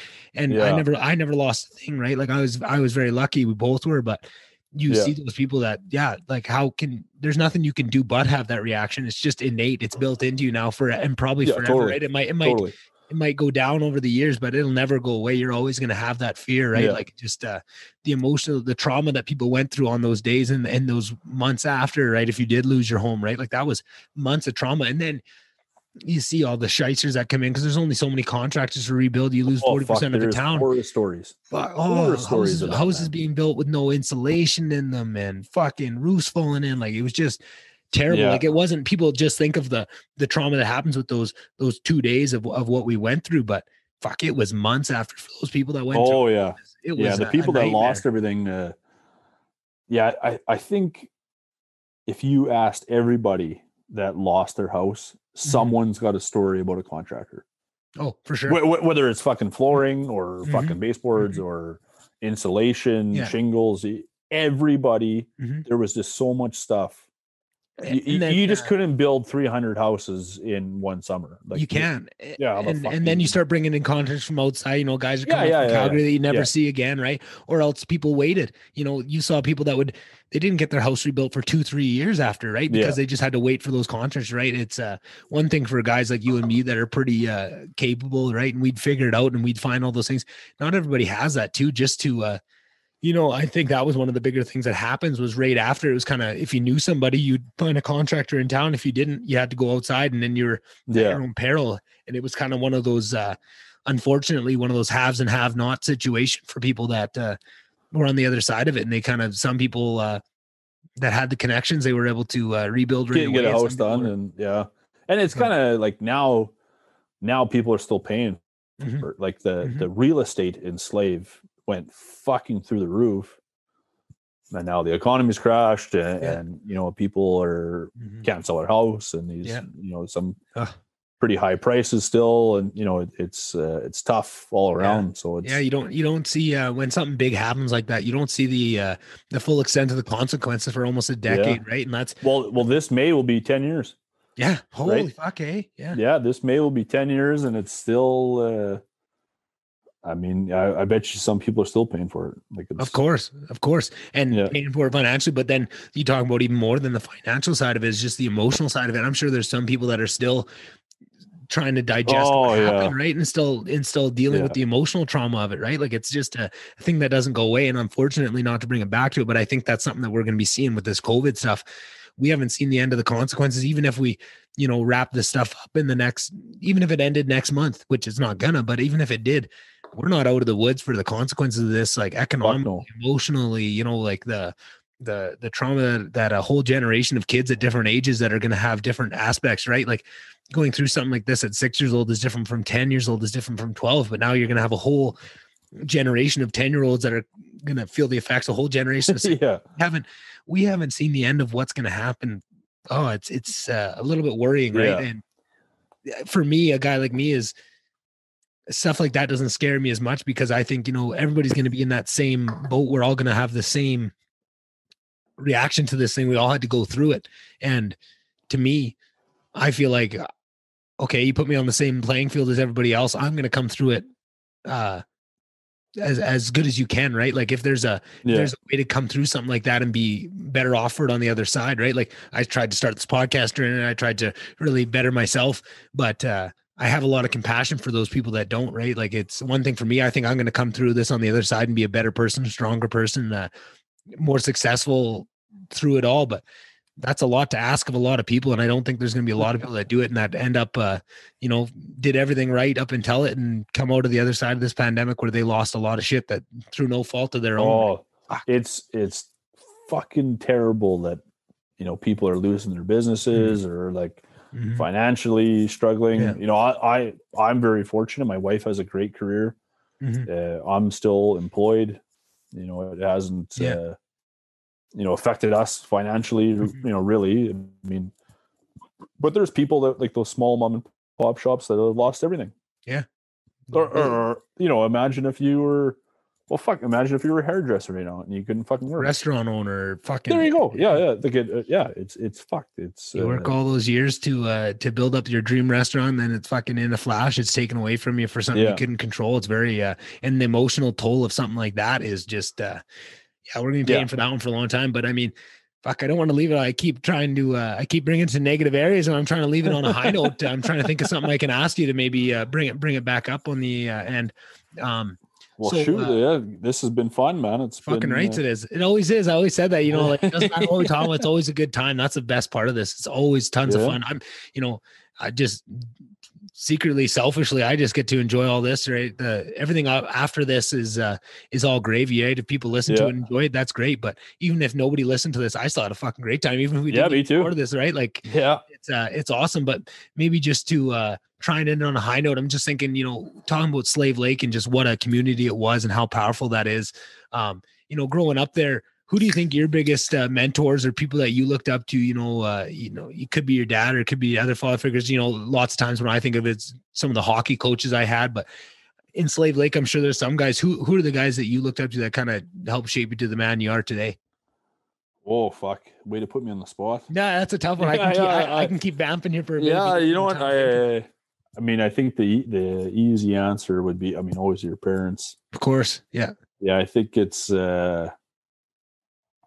I think given our situation was a little tougher. My dad wasn't around much. And, my mom pulling double duty, and I think if my mom can do it, raise two kids, and my dad was works his ass off, a workaholic, and I don't know if I strive to be like my dad or like my mom, but I want to be like them in some way. Obviously they've done something right, but I also got to, do it for, our son now. And there's tons of good people that I met over the years. I think of Chad Paulson's dad.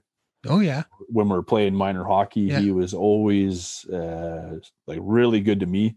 I don't think I was ever anything special playing hockey, and he was always a good coach or a good guy to me. I had Jamie Wilson's dad as a coach for a couple of years. Always a good guy to me. You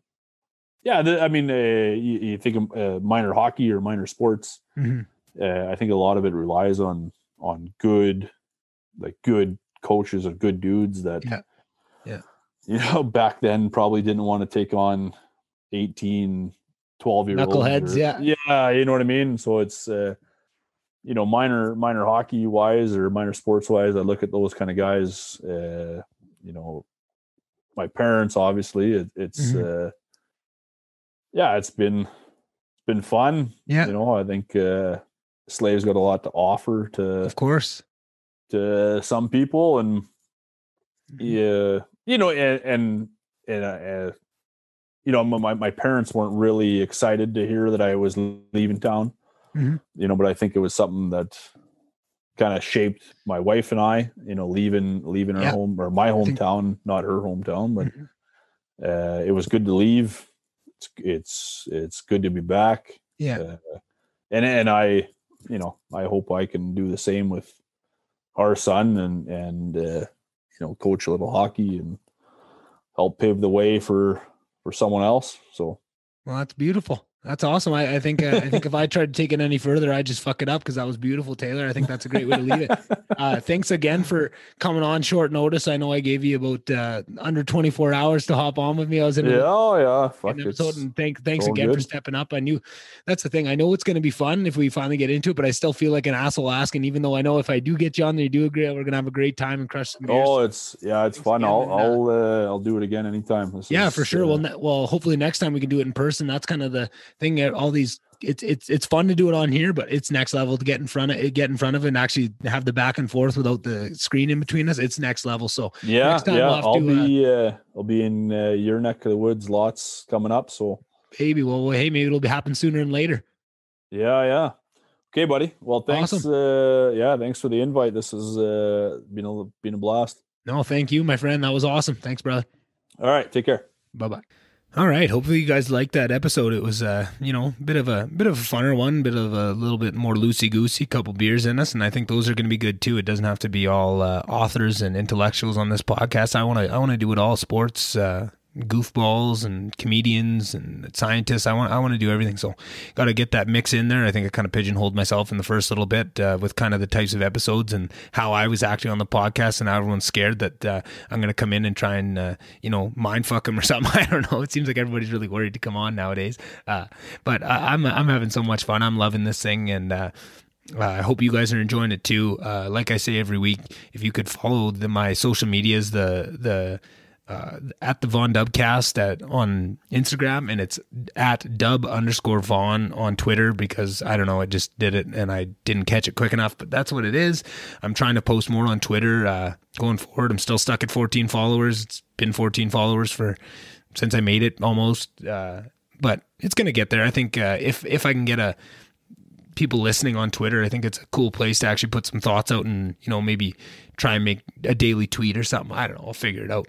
Other than that, if you know anybody that might like any of these episodes, I think especially the one like with Scotty from Nate, just about the trades. And I think there's so many people around. I think everybody knows someone that would enjoy that episode. And any kid that's 16 to 19 doesn't know what he's doing, is like thinking about going into the trades or doesn't know if he wants to go to university, an episode like that can be really helpful. So passing those kind of ones on, that's what really makes a podcast grow, is when people pass them on to the right people and get them in the right hands and get the right eyes and ears on them. So that stuff, the YouTube channel's up and running, having more and more episodes with video, so you can watch them as well. YouTube has a speed up playback speed option too, so you can still speed up your podcast and watch. I feel like watching podcasts at a fast rate is almost easier than listening to it, because you get to get a little bit of lip reading too, and you get a little bit more from context and body language, and it's a good kind of tool for training yourself for listening faster. I find sometimes I can listen to podcasts on 3 times speed if I can watch it too, but I need to crank it down to 2.5 or 2 if I can only listen to it. So that's another little tip for everybody that does understand what I talk about every second podcast, about the value of being able to speed up your content and take more in. Yeah, there's that. And then the other thing is, would really love to see some of the past guests start their own podcasts, and I haven't been successful in convincing anybody, but if you know anyone that is passionate about something and you think they'd be good at starting a podcast, I'm looking for people to that are passionate about it and really care about it. I don't want somebody that doesn't really care about it and is just trying to make a quick buck or something. That's not really what I'm interested in. But if you do think you know someone, or if you're someone that has an idea for a podcast and you have some passion behind it, I will help somebody the whole way with all the technical aspects, how to record, how to edit, how to get it on uploaded, how to market it, all that stuff. I would love to help someone out, because that's only going to help me by help. I feel I learn best from teaching, and if I can take what I've learned so far, I'm not saying I'm an expert by any means. I'm still very much flying by the seat of my pants, but I think I will get better myself if I can help somebody out. And if that takes away some of that uncertainty and some of those icky feelings I had at the start of figuring it out on my own and being so unsure of so many things, I think that would be really beneficial to people. So if you don't know anybody on that side, and as always looking for help with the podcast. Like I say, it doesn't take any specific skills, but if you've had enough of the job you're in and you want to, explore something just part-time, just to see if it's something you'd want to dive into, reach out to me. I have a million ideas of different ways. If you just kind of laid out what you think your skill sets are and what you're passionate about, I could find a bunch of different things you could help me out with and help this podcast out with. And this might be a little bit of my own ego talking here, but I think I have a lot to offer to people and a lot of mentorship in a lot of different areas too. If you wanted to come on board with this and help me, I think I would provide a lot of help back in whatever area that would be. So yeah, that's my musings for the week. And hopefully, like I said, it was tough to find somebody this short of notice to get on for Monday. But in that process, I asked so many people that couldn't do it in time to record for Monday, but did want to do it, and they're going to be lining up in the next couple of weeks that should be jam-packed with episodes coming here. And like I said, hopefully usually what happens is I record a whole bunch. I get so excited about the episodes that I don't want to wait. Say I have 4 episodes recorded, I don't want to wait 4 weeks for it, so I start releasing 2 in a week. Then I down to 9, and then I'm scrambling to get more recorded. But the more I can get on here and get on the mic, the better it's going to get. So I think I've said that a million times. You guys get it. I don't need to keep talking. I'll shut up now. Hope you guys have a great week. I will see you either a late week double podcast release or more likely the next Monday. So, all right. Have a great week, guys.